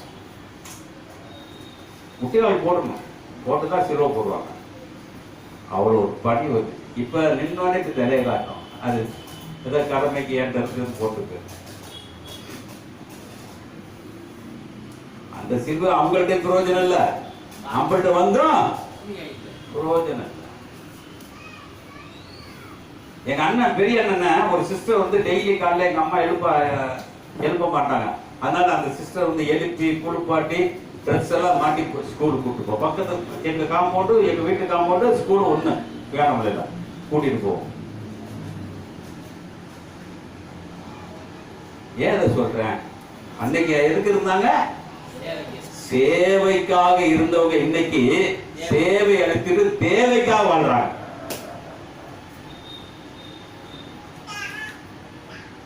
டான்ஸ் இதெல்லாம் போய் பாத்தீங்கன்னா அவங்க கஜானா பெருசா இருக்குங்க. அதனால அவங்கள்ட்ட என்ன இல்ல, உலகத்தாரா இல்ல. நான் நல்லா சொல்லுவேன், உலகத்தாரா இருந்தா கட்டின புடவைக்கு மேல அடுத்த புடவை இல்லாதவன உலகத்தான். கட்டின ட்ரெஸ்ஸுக்கு மேல அடுத்த ட்ரெஸ் இல்லைன்னா அவன் உலகத்தான். ஆனா நம்மளுக்கு 9000 ட்ரெஸ் இருக்கும். எதை போறன்னு சிந்தித்து பீரோ திறந்து நிற்போம். ஆனால் இப்படிப்பட்டவனை தெரிஞ்சுப்பாரா? இல்லை என்னை தெரிஞ்சுப்பாரா? யாரை தெரிஞ்சுப்பா? அப்ப நான் ஈடு யாருக்கு கொடுக்க முடியும்? அவன் சொன்னான், நான் உன் பிள்ளையும் உங்க அம்மா அப்பா தான் எல்லாத்தையும் நான் பாதுகாப்பேன் என்று சொல்லிட்டு போனா, அந்த எரிகோ பட்டணத்துல யாரு பொழைச்சா? யாரு பொழைச்சா? ராகாப் குடும்பம் மட்டும்தான். ராமதாப்புடைய குடும்பம், அம்மா அப்பா அண்ணன் தம்பி எல்லாமே அந்த குடும்பத்துல பொழைச்சாங்க. அதுக்காக தான் ஈடு. என்னை நம்பி வந்துட்டீங்கன்னா, எனக்கு அந்த ஈடு கொடுத்துட்டீங்கன்னா நீ எப்போதும் சந்தோஷமாக இருக்கலாம். அவ கேட்டது அப்படிதான் கேட்டா, எங்க அம்மா அப்பா எல்லாத்தையும் நீ என்னை பாதுகாத்துக் கொள்ளணும், ஜீவன் சாவு வரக்கூடாது. படிச்சோம். அப்ப நம்ம எப்படி இருக்கிறோம்? நாங்க வேசியோட குடும்பம் தான், பாவியோட குடும்பம் தான். ஆனா தேவன் ஒரு பாவிக்கு இறங்குவாரானால் உண்மையா ஏத்துக்கிட்ட இயேசு கிறிஸ்துவனைய சொந்த ரட்சகரா ஏத்துக்கிட்ட ஒன்றை ஏன் இறங்க மாட்டேங்கிறாரு? ஒவ்வொரு தடவையும் மோன் அடிச்சு சொல்லிட்டே இருக்க வேண்டியதா இருக்கு. ஆவியானவர் எழுப்புங்க, ஆவியானவர் எழுப்புங்க, ஆவியானவர். ஆவி இருந்தா தானே எழுப்ப முடியும். ஆவி இல்லைங்கிறப்ப எப்படி எழுப்புறது? அதனால நிக்கோதேமஸ் சொன்னாரு, 3ஆம் அதிகாரம் 2வது வசனம் படிச்சுட்டு சீக்கிரம் படிக்குமா? ஒரு 5 வசனம் அதுல படிச்சிருக்கேன். வந்து ரவி அறிந்திருக்கிறோம், ஏனெனில் இராவிட்டால் என்றால் அவனுக்கு என்ன காது? தேவனுடைய வார்த்தை அவனுக்கு தெரியல. என்ன தெரியல? அற்புதம் தான் தெரியும். இன்னைக்கு இயேசு கிறிஸ்துவ வர்ற டிக்கெட் எல்லாம் முக்காவாசி அற்புதத்துல வருது, வார்த்தைக்கு வர்றது இல்ல. வார்த்தைக்கு வந்தாக்க அவங்களுக்கு நிக்க முடியாது. எனக்கு வயிற்றுவலி சரியா போச்சுங்க, இந்த பிரதர் ஜோமனார் வயிற்றுவலி, அப்படிதான் கூட்டம் இருக்கும். ஆனா வார்த்தையை கேட்கறதுக்கு அதுதான் நிக்கோதேமஸ்ல பார்த்து சொன்னாரு. படிங்க, சீக்கிரம் படிச்சிருங்க. இயேசு அவனுக்கு பிரதி உத்தரமாக, நல்லா புரிஞ்சுக்கிட்டீங்களா? அப்ப இயேசு எதுக்கு சொன்னாரு மறுபடியும் பிறக்க சொல்லி? சொல்லுங்க பாப்போம். நீ அடையாள அற்புதத்தை கண்டு என்கிட்ட வந்த, நீ பிறக்க வேண்டியது வார்த்தை இருக்குது, அது வார்த்தையில பெற என்று சொன்னார். இன்னைக்கு எப்படி வார்த்தை இருக்குது? என்கிட்ட எப்படிப்பட்ட வார்த்தை இருக்குது? அவன் ஆசாரியன், கடவுள்கிட்ட இருந்து வந்தாலும் தெரியும், எல்லாம் அற்புதம் செய்யற. ஆனா வார்த்தை என்கிட்ட இருக்கா? என்கிட்ட எவ்வளவு வார்த்தை இருக்குது? எவ்வளவு வார்த்தை இருக்குது? அப்ப இந்த வார்த்தையை நான் பேசும் பொழுது நான் எப்படியாப்பட்டது? அனதா சொல்றாரு, நீ என்னை ஒரு கடவுளுடைய மகன் சொன்ன அதே வார்த்தை தான், அந்த வார்த்தையை நீ ஏற்றுக்கொள்ள அளவுக்கு இல்லைன்னு சொல்லிதான். படிக்க, சீக்கிரம் படிச்சு முடிக்கிறது. மறுபடியும் பிறவாவிட்டால் என்னங்க காண மாட்டானா? அது என்ன அடங்கி இருக்கு சொல்லுங்க பாப்பா. நிறைய தடவை படிச்சிருக்கீங்களா? இப்ப மறுபடி பிறந்தாக்க தேவன் ராஜ்யத்துக்கு பெறுவோமா? எதுல பிறக்கணும்? அடுத்த வருஷம் சொல்றாரு பாருங்க. அதற்கு நிக்கோதேமஸ் ரொம்ப அறிவு உள்ளவன். அதுக்கு சொல்றான், நான் திருப்பி தாயின் வயிற்றுல போயிட்டு திருப்பி வர முடியுமா? தாய் வயிற்றுல போயிட்டு வர முடியுமா? உடனே படிமா சீக்கிரம். அதற்கு நிக்கோதேமஸ் என்ன சொல்ல? ஒரு மனுஷன் முதிர் வயதாகி, நல்லா புரிஞ்சுக்கங்க, இந்த வசனம் படிச்சிருக்கீங்க, பிரிச்சு பாருங்கன்னு தான் சொன்னேன். ஒரு மனுஷன் முதிர் வயது எப்ப? சாக போறப்ப சத்தியத்தை கேட்டுக்கடான்னு சொல்றாரு, வார்த்தையில வாழ்ந்துக்கடான்னு சொல்றாரு. பிரசங்கி சொல்றா வாலிப பிரயாசத்தை கர்த்தருக்கு ஒப்பு கொடுன்னு சொன்னா. ஆனா இயேசு முதிர் வயது வரைக்கும் நீ வார்த்தை இருக்கணும். எப்ப இருக்கணும்? இருப்போமா? முதிர் வயது வரைக்கும். அப்ப சங்கீத ஏசியா சொல்ற, தலைமுடி நரைக்கு வரைக்கும் தாங்குவேன், வசனங்களை அவள் மாட்டுவோம். ஆனா முதிர் வயது வரைக்கும் வசனம் என்கிட்ட இருக்குமா? படிக்க, சீக்கிரம் படிச்சிருக்கேன். எப்படி பிறப்பான்?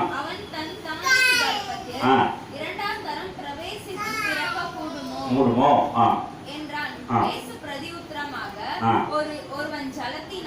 ஒருவன் ஜலத்தினாலும் ஆவியினாலும் பிறவாவிட்டால் மெய்யாகவே சொல்ற. அப்ப ஆவி ஜலம் வேணும். இப்ப நம்ம எதுல ஞானஸ்தானம் எடுத்திருக்கோம்? எது எடுத்திருக்கோம்? இந்த செல்லு கணக்க ஒரு பொண்ணு இருக்கு, வேலைக்கு இருக்கு. அந்த பொண்ணு ஏலிம் போயிட்டு, ஏலிம்ல ஞானஸ்தானம் எடுத்துருச்சு. எதுல எடுத்துருச்சு? ஏலிம்ல ஞானஸ்தானம் எடுத்துருச்சு. அந்த பாஸ்டர் இறந்து போயிட்டாரு. இப்ப அந்த சபை கொஞ்சம் முஞ்சனா இருக்கனால சபைகள் ஆளுக்கு பிரிஞ்சிட்டாங்க. அந்த பொண்ணு ரூபன் கடைக்கு எய்தாப்புல ஒரு சபை இருக்கு. அந்த வீட்டு சபை பேரு வீட்டு சபை. என்ன சபை? கடைசி காலம் தான் வீட்டு சபை. அவங்க சொல்றது அதாங்க, வீட்டுல போய் ஜெபம் பண்ணிட்டு வருவாங்க. இப்போ இங்கே கூப்பிட்டா அந்த வீட்டில் வந்து ஜெபம் பண்ணுவாங்க, இப்படியே ரொட்டீனா கூட்டிட்டு போவாங்க. அந்த சபையில் நாங்கள் எங்கள் குடும்பமாக போகிறோம் என்று சொல்லிச்சு. அவங்க ஞானஸ்தானம் எடுக்க சொன்னாங்களா? நான் இன்னும் எடுக்கலைங்க, எங்கள் அம்மா அப்பா தான் எடுத்துட்டாங்க. எத்தனை ஞானஸ்தானம்? ஏலிங்கிற ஒரு ஞானஸ்தானம், கடைசி கால சபைனாலும் அதுல ஒரு ஞானஸ்தானம். இன்னும் மாறி போக போக எத்தனை ஞானஸ்தானம் எடுக்கிறது? நீ எப்பமா எடுக்க போறீங்க? இல்லை கூடிய சீக்கிரம் எடுக்கணும். ஞானஸ்தானத்துக்கு அர்த்தமே தெரியலங்க. அதனால அவரு நல்ல ஆலோசனை மற்ற கடைசி அதிகாரத்துல ஒருவனுக்கு கட்டளை சொல்லு, பிதா குமார பரிசுத்தாவி முழுசு தெரிய வச்சு ஞானஸ்தானம் கொடுனார். இன்னைக்கு நம்ம என்ன செய்யறோம்? வந்தோடனே ஞானஸ்தானம் காணிக்க அப்படி பேச பேச நம்ம போறதுனால இன்னைக்கு நம்மளுடைய வாழ்க்கை எப்படி போகுது? அப்படியே போயிடுச்சு. இப்ப என் சபைக்கு தான் நான் ஞானஸ்தானம் கொடுக்கணும், அப்ப நான் திரும்ப கொடுப்பேனுங்க. அவன் அதுக்கு எடுக்கும். அதுக்கு வர கிறிஸ்துமஸுக்கெல்லாம் பாத்தீங்கன்னா எல்லாம் அதுக்கு தயாரா இருப்பாங்க. இயேசு பிறகுறாங்க இல்லையே 24ஆம் தேதி ஞானஸ்தானம் எடுக்கிறதுக்கு ரெடியா இருப்பாங்க. ஏன்னா நான் எடுத்தது 24ஆம் தேதி தான் எடுத்தேன். நான் ஒரு தடவை தான் எடுத்தேன். அது ஒரு தடவை எடுத்து இன்னும் இறக்க மாட்டேன்.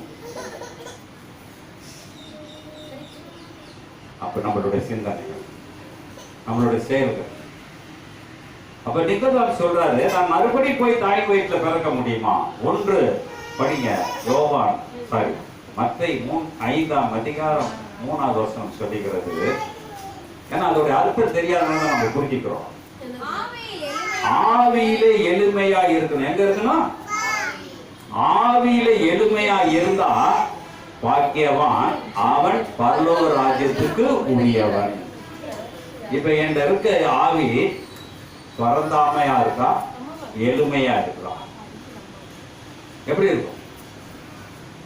எப்படிங்க இருக்கும்? எப்படி இருக்கும்? என்னுடைய ஆவி எப்படி இருக்கும்? படிச்சோம்ல, ஆவியினாலும் ஜலத்தினாலும் பிரவகித்தால் நீ பரலோக ராஜ்யம் போக முடியாது. அப்ப ஆவியில நான் எளிமையா எப்படி இருக்கிறேன்? என்னுடைய ஆவி அப்ப என்னப்பட்ட ஆவி? பரிசுத்த ஆவியா இல்ல சைத்தான் ஆவியா? ஒரு ஆடம்பரத்தை விரும்புவதுன்னா சைத்தானுடைய ஆவி. ஒரு பரிசுத்த ஆவி தன்னை அடக்கிக் கொள்வது பரிசுத்த ஆவி. சிலுவை மரண வரைக்கும் அந்த ஆவியை கீழ்படுத்தி வச்சிருந்தார். தேவாவி என்ன செஞ்சாரு? சிலுவை மரணம் வரைக்கும் தன்னை தாழ்த்தினார். நம்ம இன்னைக்கு ஒரு குடும்பத்துல 30 வருஷம் வாழ முடியல. 3வது வருஷத்திலே பிரச்சனை, 4வது வருஷத்துல வெளியே போயிடுறோம், 5வது வருஷம் டைவர்ஸ், 6வது வருஷம் தேவனாக்கி ஒருத்தவங்க கல்யாணம் பண்ணிக்கிறது. இப்படியே என்ன இருக்கு? சில குடும்பம் போய்கொண்டே இருக்கிறது. அப்ப போக முடியுமா? நான் இப்ப பரலோகத்துக்கு போக முடியுமா? ஆவிக்கிறது உன்னுடைய வாழ்க்கையை நிர்ணயிக்கிறதா இருக்கிறது. ஜலங்கிறது உலகத்தை குறிக்கிறதா இருக்கிறது. ஜலம் என்ன இருக்குது? உலகத்தை குறிக்கிறதா இருக்காது. உலகத்துல முடிகிறது. அதனால இங்க படிக்கிறோம். நம்ம என்ன சொல்றாரு? நீங்கள் உலகத்தாராய் இருந்தால் உலகம் உங்களை சிநேகிக்கும். நீங்கள் உலகத்தாராய் இராதபடியினால் நான் உங்களை உலகத்திலிருந்து தெரிந்து கொண்டேன். எங்க தெரிஞ்சுக்கிட்டாரா? உலகத்துல நம்ம தெரிஞ்சுக்கிட்டோம். இப்ப நம்ம எப்படி இருக்கோம்? நான் உலகத்தாரா உலகத்தார இல்லையா? இப்ப எப்படி இருக்கும் நம்மளோட சிந்தனைகள்? ஆவியிலே எளிமை உள்ளவன் பார்க்கலாம். அவன் தேவன் என்ன செய்வாங்களா? பரலோக ராஜ்யத்துக்கு போவோம். முன்னாடி பரலோக ராஜ்யத்துக்கு போறதுக்கு என்ன வேணும்? எளிமையான ஒரு வாழ்க்கை. என்ன வாழ்க்கை? கடைபிடிக்க முடியுமா? அப்ப கடைபிடிச்சாதான் வாழ்க்கை. அப்ப நான் இன்னைக்கு நம்ம நம்மளுடைய சிந்தனைகள் யார்கிட்ட ஈடா நம்ம ஒப்பு கொடுத்தோம்? யார்கிட்ட நம்ம ஈடா ஒப்பு கொடுத்தோம்? பிசாசு வந்து கேட்கிறான் ஏசுகிட்ட, நீங்க என் காலில் விழு, இந்த என் உலகத்தை நான் தாருன்னு சொல்றாரு. அவரு கொடுக்கல. என்ன சொன்னாரு? அப்பாலே போ சொல்றோமா, இப்பாலே வா சாத்தான் நம்ம சொல்றோமா? எப்படி சொல்றோம்? அப்பாலே போங்கிறோமா, இப்பாலே வாங்குறோமா? எப்படி பேசுறோம்? பைபிள் படிக்கிறோம், பிசாசையும் நம்ம என்ன செய்யறோம்? பக்கத்திலே வச்சு. பக்கத்திலே வச்சிருக்கோம். அதுக்கு ஒரு ரொம்ப அழகா அர்த்தம் சொன்னாரு. பாசிட்டிவ் நெகட்டிவ் இல்லாம லைட் எரியாதுங்க. அப்ப இயேசுக்கு பிசாசு வந்தா ஒரு மனுஷன் வாழலாம். எவ்வளவு எங்க இருந்து கொக்கி போட்டாங்க. நான் உடனே சொன்னேன், நெகட்டிவ் தொட்டா சாக்கு அடிக்காதரா, பாசிட்டிவ் தொட்டா சாக்கு அடிக்கின்றா. இப்ப இதுல யாரு தொட்டா சாக்கு அடிக்கின்றான்னு கேட்டேன். அவன் கேட்ட சாமி இயேசுவை தொட்டா சாக்கு அடிக்குமா, பிசாசை தொட்டா சாக்கு அடிக்குமா? இயேசுகிட்ட கிட்டக்கு போக கூட அது கிடையாது. ஆனா பிசாசுகிட்ட கிட்டக்கு போகல. நீ போனினாலும் அவன் ஏறி மடியில உட்காந்துக்குவான். நான் யாரை நம்பி வாழ? யார்கிட்ட என்னை ஒப்பு கொடுக்க போறேன்? யார்கிட்ட என்னை ஒப்பு கொடுக்க போறேன்? சிந்திப்போமா? சிந்திங்க. ஏன்னா ஒரு சின்ன வார்த்தை தான், ஈடுங்கிறது ஒரு வார்த்தை. அந்த நான் இப்ப என் சரீரத்தை யாருக்கு ஈடா கொடுக்க போறேன்? கல்லையில் பெட்டி நான் 4000 50,000 பட்டி அடிச்சா கூட நான் போறது மண்ணுக்குள்ள தான் போய் விண்ணுக்கு போறதுக்கு தகுதி இல்லை, அருகதை இல்லை. எப்படியாப்பட்ட ஆளா இருந்தாங்க என் உடம்ப அவனுக்கு ஒப்பு கொடுக்கணும். யார் கொடுக்கணும்? உடம்ப அவனுக்கு ஒப்பு கொடுப்போமா? அப்ப யாருக்கு ஒப்பு கொடுத்தோம்? அப்ப நிக்கோதேமஸ் படிச்சிருமா? அது நிக்கோதேமஸ் நீங்கள் மறுபடியும் பிறக்க வேண்டும் என்று நான் உனக்கு சொன்னதை குறித்து அதிசயப்பட வேண்டாம். காற்றானது தனக்கு இஷ்டமான இடத்தில் வீசுகிறது. அவன் எப்படி சுத்தி இருந்திருக்கான்? யாருக்கு விட்டாலும் போயிட்டு இருந்தான். அதான் சொல்றாரு. எல்லாம் உதாரணமாக சொல்லிட்டு போறாரு. காற்றானது அடிக்கிற திசை பக்கம் போயிட்டு இருந்தான். நிக்கோதேமஸ் எப்படி போயிட்டு இருந்தானா? எல்லா பக்கம் போயிட்டு இருந்தான். ஆனா அவன் மனம் மாறினோட ஒரே ஒரு காரியம் செஞ்சான். என்ன செஞ்சாங்க? அவன் மனம் மாறினோட என்ன செஞ்சான்? மறுபடி பிறந்ததுக்கு என்ன அர்த்தம் சொன்னான்? செஞ்சான். சொல்லுங்க பார்ப்போம். என்ன செஞ்சான்? சொல்லுங்க. என்ன செஞ்சான்? எவ்வளவு படிச்சிருக்கோம்? இயேசு அடக்கம் பண்றதுக்கு வெள்ளை பேழையமும் துணியும் வாங்கிட்டு வந்து, வெள்ளை பேழைங்கிறது வாழ்க்கையிலே கிடைக்க கூடாத ஒரு பரிசுத்தம். பரிசுத்தம் அவன் முன்னாடி ஒரு சொன்னாரு, பரிசுத்த ஆவினாலும் ஜலத்தினாலும் பிறவாட்டா. அது உடம்ப சுத்தினது கூட என்னது? வெள்ளை பேடம். அப்ப இயேசுக்கு செஞ்சு தன்னை ஒப்பு கொடுத்தான். ஒரு வார்த்தை இல்லைங்க, அவர் கற்பனையில கடைபிடிச்சான். இன்னைக்கு பைபிள்ல படிக்கிற நிக்கோதேமஸ் என் பேர் வருமா? இல்ல இங்க எவ்வளவு ஊழியக்காரர்கள் செத்து போயிருக்கான், அவன் பைபிள் ஒரு பேர் வருமா? அவனா போட்டுக்குவான். கருத்தருக்குள் நித்திர, கருத்தருக்குள் வெளிச்சம், கருத்தருக்குள் அது. அவர் அதிசயமா பேசுவாருங்க, அற்புதமா பேசுவாருங்க, அற்புதம். ஆனால் தேவன் இல்லை என்றால் அவன் அறவார். தேவன் அவன் தெரிந்தார் முழுமையான ஒரு மனிதன். அப்ப நான் இன்னைக்கு யாரை நான் சார்ந்து இருக்க வேண்டும்? யாரை சார்ந்து இருக்கணும்?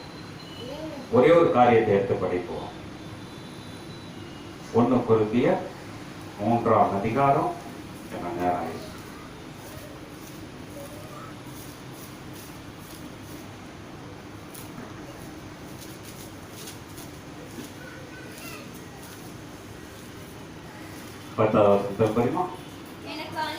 அளிக்கப்பட்ட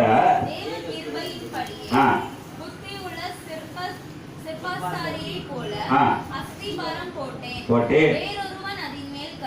கட்டுகிறான்.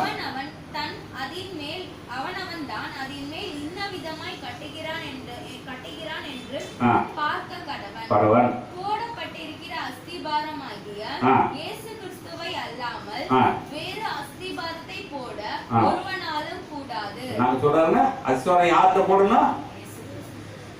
இயேசு கிறிஸ்து மேல அஸ்திபாரம் போடுங்க. நம்ம கீழே 16 17 தான் படிச்சிருப்போம். நீங்க தேவனுடைய ஆலயம். என்னுடைய ஆலயம் எங்க நிக்குது? பிசாசிட்ட நிக்குதா இல்ல இயேசு நிக்குதா? என்னுடைய அஸ்திபாரம் யாரு?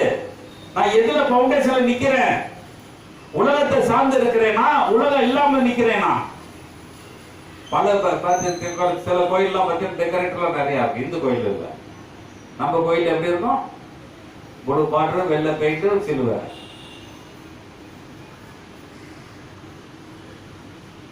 ஆனா அதை சொல்ற படிச்சிருமா? ஒருவன் அந்த அஸ்திபாரத்தின் மேல் பொன், வெள்ளி, விலையேற பெற்ற கல், மரம், புல், வைக்கோல் ஆகிய இவைகளை கட்டினால் அவன் அவனுடைய என்ன செய்யறாங்க? கோயில தான் அழகுபடுத்துவோம். ஆனா இயேசுவை நம்ம அழகுபடுத்த மாட்டோம். ஆனா இன்னைக்கு அவர் சொல்றாரு, படிச்சு சீக்கிரப்படுத்து. அக்கினியினாலே வெளிப்படுத்தப்படும். அவனவனுடைய வேலைப்பாடு தன்மை உள்ளதென்று அக்கினியானது பரிசோதிக்கும். எப்ப சோதிக்குங்க? எப்ப சோதிக்கும்? எப்ப சோதிக்குங்க? அடுத்த வருஷம் படிக்க முடிச்சுப்போம். ஒருவன் கட்டினது நிலைத்தால் அவன் கூலியை பெறுவான். என்ன? நம்ம கூலியை பெறுவோமா? கூலியை பெறுவோமா? கூலி என்ன தெரியுமா? கூலி என்ன? பரலோகத்துக்கு போக முடியுமா? அதான் கூலி. வேற அவர் ஒன்றும் நம்மளோட பொண்ணு வெளியெல்லாம் தர மாட்டார். நான் இன்னைக்கு பரலோகத்துக்கு போவோமா? கூலி கிடைக்குமா? எனக்கு இப்போ வண்டியில் வேலை செஞ்சாலும் நான் வேலை செஞ்சாலும் கூலி கிடைக்குது. 5, 10, 50, 100, 1000 கிடைக்கும். ஆனா வேதத்தை தூக்கி சுமக்கிறவனுக்கு கூலி என்ன? கூலி என்ன? அவன் சொல்றான் பவுலடியா, என்னது? எனக்கு ஜீவ கிட்ட வைக்கப்பட்டு இருக்கிறது, அது எனக்கு மாத்திரமல்ல எல்லாத்துக்கும் பின்பற்ற. எல்லாரும் நம்ம யாருன்னா செய்யலாம். யாருக்கு என்னோட சரீரத்தை ஒப்பு கொடுக்கலாம்? என்னோட சரீரத்தை யாருக்கு ஒப்பு கொடுக்கலாம்? ஏன் சின்ன படிப்போம். ரோமர் 7ஆம் அதிகாரம்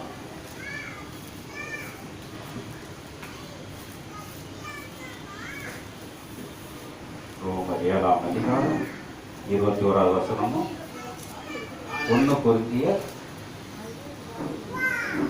6ஆம் அதிகாரம் கடைசி 2 வசனத்தை படிப்போம். என்ன இருக்கு? நன்மை செய்ய விரும்புகிற என்னிடத்தில் என்ன இருக்குது? என்ன இருக்குது? இப்ப நன்மை இருக்கா தீமை இருக்குதா? இப்ப என்ன இருக்கு? ஆனபடியால் நன்மையை விரும்புகிற என்னிடத்தில் தீமையோ படிப்பாரு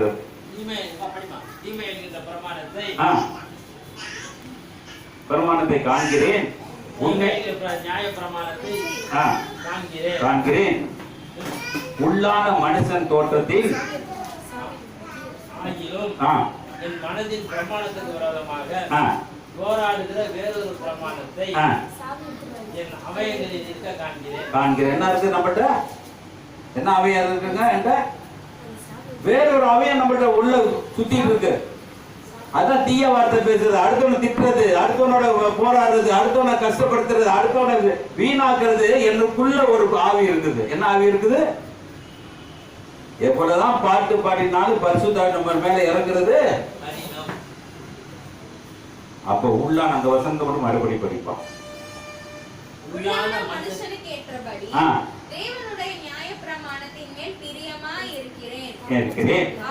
ஆகிலும் என் மனதின் பிரமாணத்திற்கு விரோதமாய் போராடுகிற வேறொரு பிரமாணத்தை என் அவயங்களில் இருக்க காண்கிறேன். அது என் அவயங்களில் உண்டாயிருக்கிற பாவ பிரமாணத்திற்கு என்னை சிறையாக்கி கொள்கிறது. என்ன சொல்றாங்க? யார் எழுதுறாரு? பவுல் எழுதுறாரு. இப்ப நான் நல்லாதான் இருக்குன்னு ஆசைப்படுறேன், ஆனா பாவத்துல விழுந்துட்டு தான் இருக்கிறேன். ஆனா அந்த பாவத்துல விழுவாத அளவுக்கு தான் 1 கொரிந்தியர் 6ஆம் அதிகாரம் கடைசி 2 வசனத்தை சீக்கிரம் படிச்சு முடிச்சிடும். நல்லா கேட்டுக்கங்க. ஈடு வைக்கிற போறது வீடோ வாசலோ வண்டியோ மோண்டியோ கிடையாது. உன் சரீரத்தை ஒருத்தருக்கு ஒப்பு கிடைக்க போற. ஒன்னு பிசாசா இல்ல இயேசுவா நீ தீர்மானிச்சுக்க. உனக்கு பிசாசுகிட்ட போனாக்கா அவன் எல்லாமே தருவான். ஆனா இயேசுகிட்ட போனா எல்லாத்தையும் ஒடுக்குவார். ஆனா ஒடுக்கிறது வேணுமா? விசாலம் வேணுமா? படிமா சீக்கிரம் படுத்துமா. உங்கள் சரீரமானது என்ன சொல்றது? என் சரீர தேவனால் பெற்று தங்கியும் நம்மகிட்ட என்ன இருக்குங்க? நம்மகிட்ட இருக்குதா? தங்கி இருக்கிற ஆவி பரிசுத்த ஆவின்னு சொல்ல முடியுமா? போய் சொல்ல வேண்டாம். என்கிட்ட இருக்கிறது பரிசுத்த ஆவின்னு சொல்ல முடியுமா? பரிசுத்த ஆவினா நல்ல வார்த்தையா வரும். தீய ஆவினாக என்ன வார்த்தை வரும்? பேசுறதுக்கு முன்னாடி அடுத்த வார்த்தை நம்ம விட்டுருக்கோம். பைபிளை பிரிக்க வேண்டிய அவசியம் இல்லை. வார்த்தை டப்புன்னு போயிடுறோம். அது எப்படி வருதுன்னு எனக்கு தெரியாது. என் வீட்டில் சண்டை வரப்ப பார்த்தா நான் பைபிளை படிச்சுட்டு வருவேன். நான் டப்புன்னு அடுப்ப பேசுவேன். நீ இப்படி பேசுறியப்பா, இப்படி பேசுறீங்களே, என்கிட்ட என்ன ஆவி இருக்குது? பரிசுத்த ஆவியா வேறொரு ஆவியா? வேறொரு ஆவி எப்ப எடுப்போம்? வேறொரு ஆவி எப்ப எடுப்போம்? இன்னைக்கு ஒரு முடிவு பண்ணீங்க. சும்மா கேட்டுட்டு காதே புளிச்சு போச்சு. பைபிள் வசனம் கேட்டு புளிச்சு போச்சு. எப்ப மாற போறோம்? மாதத்துக்கு நாட்கள் குறைவு. வருட எண்டுக்கு வந்துட்டு இருக்கோம். ஒரு குடும்பத்தில் நான் எப்படி வாழ வேண்டும்? குடும்பமா போவோமா? குடும்பத்தில் யார் என்னென்ன சரியில்லை அதை சரி பண்றதுக்கு தலைவர் எப்படி இருக்கான்? குடும்பத்தை நடத்த முடியாதவன் எதுக்குமே யோகியதை என்று சொல்லப்பட்டிருக்கு. படிச்சு முப்பி மாத்த வாசனம். பரிசுத்த ஆவியினுடைய ஆலயமாய் இருக்கிறது என்று நீங்கள் உங்களுடையவர்கள் என்று அறியீர்களா? நம்ம யார்கிட்ட என்ன பண்ணியிருக்காங்க? நம்ம யார்கிட்ட பண்ணியிருக்கோம்? இயேசு விலை கொடுத்து வாங்கியிருக்காரு என்ன. ஆனா நான் செய்யறது பூரா பிசாசு வேலை செய்யறேன். நல்லா புரிஞ்சுக்கங்க. இந்த வசனம் ரொம்ப மெயினான வசனம். நான் உங்களை கிரயத்துக்கு வந்தார். எதுல கிரயத்து? சரீரத்தையும் ரத்தத்தையும் சிலுவையில சிந்தி என்னை விலைக்கு வாங்கினாரு. ஆனா அதை விலைக்கு வாங்கின சரீரத்தை நான் பிசாசுக்கு அடிமையாக வைத்திருக்கிறேன். சொல்ல முடியுமா? சொல்ல முடியுமா? இயேசுவோட சரீரம் சொல்ல முடியுமா? இயேசுவோட ரத்தம் சொல்ல முடியுமா? படிங்க, சீக்கிரம் படிங்க. கிரயத்துக்கு கொல்லப்பட்டீர்களே, தேவனுக்கு உடையவைகளாகிய உங்கள் சரீரத்தினாலும் உங்கள் ஆவியினாலும் என்ன செய்யலாம்? ஈடுங்கிறதை யாருக்கு ஒப்படைக்க போற? யோசுவாவுடைய ஆட்களுக்கு சொன்னார், உன் ஜீவனுக்கு என் ஜீவனுக்கு ஈடா வைக்கிறேன்னு சொன்னார். இன்னைக்கு இயேசுடைய ஜீவனுக்கு உன்னுடைய ஜீவனுக்கு ஈடு வைப்பாரா? இல்ல பிசாசுடைய ஜீவனுக்கு உன்னுக்கு ஜீவனுக்கு ஈடா வைப்பாரா? எப்படி வைப்பார்? எப்படிங்க வைப்பார்? ஒரு நிமிஷம் கண்களை மூடிப்பார். நான் ஈடா இருக்கிறேனா? நான் யாருக்கு ஈடா இருக்கிறேன்? இயேசுக்கு ஈடா இருக்கிறேனா இல்ல பிசாசுக்கு ஈடா இருக்கிறேனா? நிக்கதோம் இருந்தான். அவன் பற்பல வேலைகளை செஞ்சான்னு சொன்னார். ஆனா கடைசியில சரணடைந்தான். எனக்கு வேற ஒண்ணு இல்லை, நான் மாத்ததை தெரிஞ்சு கொள்ள வேண்டும் என்ற வெள்ளை பிழையும் துணியும் தூக்கிட்டு வந்தான். அதுதான் சுத்தப்பட்டது. அதை சுத்தி கடைசியா பாத்தீங்கன்னா அந்த கல்றையில இருந்த ஒரே இயேசுவின் சரீரம் இல்ல, அவன் போட்ட துணி அந்த இடத்துல இருந்தது. அந்த நிக்கோதேமுச அவர் பிரியப்படுத்தி வைக்கிறார். இன்னைக்கு நீ என்ன செய்ய போற? நீ என்ன செய்ய போற? நிக்கதோஷமா மாற போறியா இல்ல வாழ்க்கையிலே வீணாய் போறியா? கண்களை கேட்டு பாருங்க. மாறுங்க. காசு பணம் என்னைக்கு நிக்காது, உறவுகள் என்னைக்கு நிக்காது, வாழ்க்கை என்னைக்கு நிலை நிக்காது. ஆனா அவருக்குள் நிலைத்திருந்தாள் நான் உன்னான். ஒரே ஒரு வசனம் படிங்க. யோவான் 15 கடைசி வசனத்தை மட்டும் படிச்சிருங்க. யோவான், நீங்களும் என்ன இருந்தீங்க? ஆதி முதல் என்னோட கூட இருந்தீர்கள். எனக்கு என்ன இருக்குங்க? இன்னைக்கு இருப்போமா? இருப்போமா? ஒரு நிமிஷம் கண்களை போடு. நான் சாட்சியா இருக்கேன். என்னோட ஈடு எங்க இருக்குது? நான் ஈடு யார்கிட்ட வச்சிருக்கேன்? நாளைக்கு போய் திருப்பிக்குவேனா இல்ல திருப்பாம விட்டுருவேனா? ஒரு ஈடு இணையக்கூடிய காரியம். நான் உன்னிலும் நீ என்னிலும் நிலைத்திருந்தால் மிகுந்த கனிகளை கொடுப்பேன். சொல்றேன். நன்றி நன்றி நன்றி. நல்லவர் நல்லவர், வாக்கு மாறாதவர். எப்படியாப்பட்ட வாழ்க்கை, எப்படியாப்பட்ட வாழ்க்கை என்னிடம் இருக்கிறது? சொல்ல முடியுமா? சொல்ல முடியுமா? தேவன் நல்ல வார்த்தைகளை கொடுத்ததுக்காக, கொடுத்து கொண்டு இருப்பதற்காக நான் என்னைக்கு பேச போறேன்? இன்னைக்கு என்ன செய்ய போறீங்க? நாங்களே பேசுறதை விட நான் இன்னைக்கு பேச போறேன். பேசினாதான் அழுக்கு வெளியே வரும். சோப்பு போட்டு தேய்ச்சாதான் அழுக்கு வெளியே போகும். அப்ப சோப்பாகிய வார்த்தையை நீ உடம்புக்குள்ள தேய். நல்ல வார்த்தைகளை நீ பேசுவார், நல்ல வார்த்தைகளை நிலைநிற்பார். வேதத்தில் தெரிய எவ்வளவு காரியங்களை பார்த்து கொண்டிருந்தாலும் இந்த நாள் நம்மளுக்கு கொடுத்திருக்கிறார். இந்த நாள் நம்மளுக்கு கொடுத்திருக்க காரியம் நல்ல சிந்தனைகளும் செயல்களுமா இருப்போமா? உன் பாதம் பணிந்தேன் என்னாலும் துதியே, உம்மை அன்றி யாரை பாடுவேன்.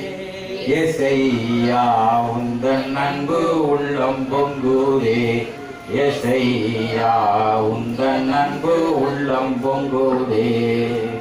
உன் பாதம் பணிந்தேன் என்னாலும் துதியே, உம்மை அன்றி யாரை பாடுவேன்.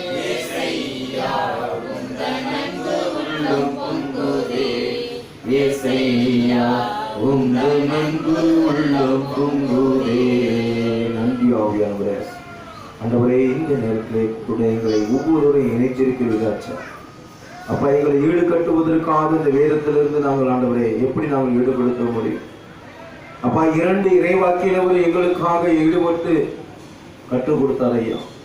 யோசேப்பு என்ற வாழ்க்கையிலே இயேசுவோட ஈடுபட்டு ஆண்டவரே அந்த வாழ்க்கையை நாங்கள் பெருக செய்ய, உண்மை உத்தமமாக இருந்து இந்த யோசேப்பின் வாழ்க்கையை நாங்கள் வாழ்வதற்காக எங்களுக்கு அந்த யோசேப்பின் வழியாக இந்த ஈடுகட்டின தெய்வமே எங்களுக்கு நீ ஈடுகட்டும்படியாக செபிக்கிறோம், ஸ்தோத்திரிக்கிறோம் கர்த்தாவே. அப்பா, அந்த திருமுழுக்கு யோவானை எங்களுக்காக ஈடுகட்டுவதற்காக தாயின் கருவறையே பரிசுத்தாவின நிரம்பி ஆண்டவரை வல்லமையான நிரப்பினை ஈடுகட்டுவதற்காக ஒரு அபிஷேகத்தை எங்களை கொடுத்த ஆண்டவரே, பரலோக ராஜ்யத்துக்குள் நுழைவதற்கு வெளிப்படுத்தல் விஷயத்தை ஆண்டவரே அந்த 22 அதிகாரத்தை எழுத ஒரு ஈடு கட்டுவதற்காக ஒரு கிருபையை கொடுத்த தெய்வமே உமக்கு நன்றி ஐயா. நாங்கள் எதை ஈடு கட்ட போகிறோம் ஐயா? ஒரு வார்த்தையாளர்களை ஈடுகட்டுவதற்காக யோவான் நற்செய்தி 15:7 நீர் என்னுள்ளும் என் வார்த்தை உன்னுள்ளும் நீ நிலைத்திருந்தால் நீ விரும்பி கேட்பது நான் தருவேன் என்று ஒரு ஈடு கொடுப்பதற்காக ஒரு வார்த்தைகளை கொடுத்திருக்கிறீராச்சா. அதற்காக நன்றி செலுத்துகிறோம் ஐயா. வல்லமையோடு ஆற்றலோடு ஆண்டவரே, அப்பா, நாங்கள் கேட்டதை இறை வார்த்தையின் வழியாக வாழ்வதற்காக நான் எதரோடு நான் ஈடு கொடுத்திருக்கிறேன், என் குடும்பங்களோடு ஈடு கொடுத்திருக்கிறேன், என் பிள்ளைகளோடு ஈடு கொடுத்திருக்கிறேன் ஆண்டவரே. நான் எதற்காக ஆண்டவரை நான் ஈடு கொடுத்து நான் வாழ்ந்து கொண்டிருக்கிறேன். என்னையே நான் ஒவ்வொரு நாளும் உன் கருத்துல ஒப்புக் கொடுக்கிறேன் ஐயா. என்னை உன் கருத்துல நான் ஒப்புக் கொடுக்கிறேன் ஐயா. ஆண்டவரை, நான் உன்னை போல நான் வாழ்வதற்காக எங்களுக்கு ஈடு கொடுத்து ஆண்டவரை நீங்க ஒவ்வொரு நாளும் வாழ்ந்து வருகிறீர்கள் இயேசுவே. நாங்கள் ஈடு கொடுக்க முடியாத ஒரு பாவியாகவே வாழ்ந்து கொண்டிருக்கிறோம் ஐயா. இந்த நாளிலே ஆண்டவரே, இந்த புதிய நாளிலே ஆண்டவரே, எங்களுக்கு அந்த ஓய்வு நாளிலே ஆண்டவரே ஈடு கொடுக்கிற இந்த வார்த்தைகள் வழியாக உன் கிருபையை கொடுத்தீரே, உன் வார்த்தைகளை கொடுத்தீரே கர்த்தாவே. அதற்காக நன்றி ஆண்டவரே. நெஞ்சோடு நாங்கள் துதிக்கிறோம், ஸ்தோத்திரிக்கிறோம், மகிமைப்படுத்துகிறோம். தேவ பிரசன்னம், தேவ ஆவியானவர் எங்களோடு இந்த ஈடு கொடுக்கிற வார்த்தைகளுக்குள்ள நான் எப்படி நான் வாழ வேண்டும் என்று சொல்லி இந்த வேத புத்தகம் முழுவதும் ஆண்டவரே நீ எப்படி வாழ வேண்டும் என்று எங்கள் கற்றுக் கொடுத்திருக்கிறீர்கள் கர்த்தாவே. அதற்காக நன்றி ஐயா. நன்றியோடு உங்கள் நாங்கள் துதிக்கிறோம், ஸ்தோத்திரிக்கிறோம் ஆண்டவரே சொல்லி என்னென்ன வார்த்தைகளுக்காக நான் ஈடு கொடுக்க வேண்டும், குடும்பத்தில் எப்படி ஈடு கொடுக்க வேண்டும், பிள்ளைகள் மத்தியில் ஈடு கொடுத்து நான் எப்படி வாழ வேண்டும் என்று தேவ சமூகத்தில் என்னை நான் ஒப்பு கொடுப்போமா? ஹல்லேலூயா, ஹல்லேலூயா, ஹல்லேலூயா, ஹல்லேலூயா, ஹல்லேலூயா, ஹல்லேலூயா. ஒப்பு கொடுங்க தேவன் சாமிகள் தேவ சமூகத்துல. அப்பா, கடைசி அதிகாரத்தை நம்ம வாசிச்சோம் சகோதர சகோதரி. 1 கொரிந்தியர் 6ஆம் அதிகாரம் 19-20 வாசித்தோம். நீங்கள் உங்களுக்கு உரியவர் அல்ல, உங்களை நான் விட கொடுத்து மீட்டுள்ள இந்த சரீரத்தினால் அவர் என்ன செய்யணும்? பெருமை செலுத்துவதற்காக ஆண்டவர் ஈடு கொடுத்து அவர் உதிரத்திலிருந்து நம்மளை மீட்டுக் கொண்டிருக்கிறார் சகோதரியே. அவர் ரத்தத்தால் நம்மளை மீட்டுக் கொண்டிருக்கிறார். ஆண்டவரை, நான் என்ன செய்ய வேண்டும், நான் ஏதை செய்ய வேண்டும் ஐயா? உமக்கு நான் ஈடு கொடுத்து நான் எப்படி நான் வாழ வேண்டும் இயேசுவே? என்னை முழுமையாக கர்த்தர் ஒப்பு கொடுக்கிறேன் ஐயா. விண்ணப்பத்தை கேட்பவரே, என் கண்ணீரை காண்பவரே, சுகம் தருபவரே, ஸ்தோத்திரம் ஏசையா. தேவனுக்கு என்ன ஈடு கொடுக்க போற எல்லாத்தையும் ஒப்பு கொடுங்க. தேவ சமூகத்தில் எதெல்லாம் நான் ஈடு கொடுக்க போகிறேன் ஐயா? தேவ சமூகத்தில் ஆண்டவரே உம்மால் கூடும், எல்லாம் கூடும் ஆண்டவரே. ஒரு வார்த்தையை எடுத்துட்டு போன லோத்துக்கு அதிபதியானவனை போல நான் உன் வார்த்தைக்கு நான் ஈடு கொடுக்கிற பிள்ளைகளாக இந்த வார்த்தையை நான் எடுத்து போவதற்காக அப்பா உன் கிருபைகள் தாரும் ஆண்டவரே. உம்மால் கூடும், எல்லாம் கூடும், ஒரு வார்த்தை சொன்னால் போதும். உம்மால் கூடும், எல்லாம் கூடும், ஒரு வார்த்தை சொன்னால் போதும். ஐயா ஒரு வார்த்தை சொன்னால் போதும். ஐயா ஒரு வார்த்தை சொன்னால் போதும். விண்ணப்பத்தை கேட்பவரே, என் கண்ணீரை காண்பவரே, சுகம் தருபவரே, ஸ்தோத்திரம் இயேசையா. ஆண்டவரே என் குடும்பம் மனதிருக்க வேண்டும் ஆண்டவரே. என் பிள்ளைகள் மாற வேண்டும், கணவர் மாற வேண்டும், மகனேவி மாற வேண்டும் ஆண்டவரே. நான் மாற வேண்டும் ஐயா. நான் மாறுவதற்காக ஆண்டவரே யோசேப்பை போல ஒரு வாழ்க்கையை வாழ்வதற்காக, ஒரு பிள்ளை நான் வாழ்வதற்காக என்னை நீ தகுதிப்படுத்தும் ஆண்டவரே. அண்ணாவை போல ஆண்டவரே நான் மன உறுதியோடு இருப்பேன் ஆண்டவரே. எனக்கு ஒரு வல்லமை தாங்க ஆண்டவரே. ஒரு அபிஷேகத்தை எனக்கு தாரும் இயேசுவே. ஒரு மனமாற்றத்தை எனக்கு தாரும் ஐயா. ஒரு மனமாற்றத்தை தாரும் ஆண்டவரே. நான் எந்த நிலையில் நான் வாழ்ந்து கொண்டிருக்கிறேன். மனதுருகி கரம் நீட்டி அதிசயம் செய்தவரே, மனதுருகி கரம் நீட்டி அதிசயம் செய்தவரே, ஐயா அதிசயம் செய்தவரே,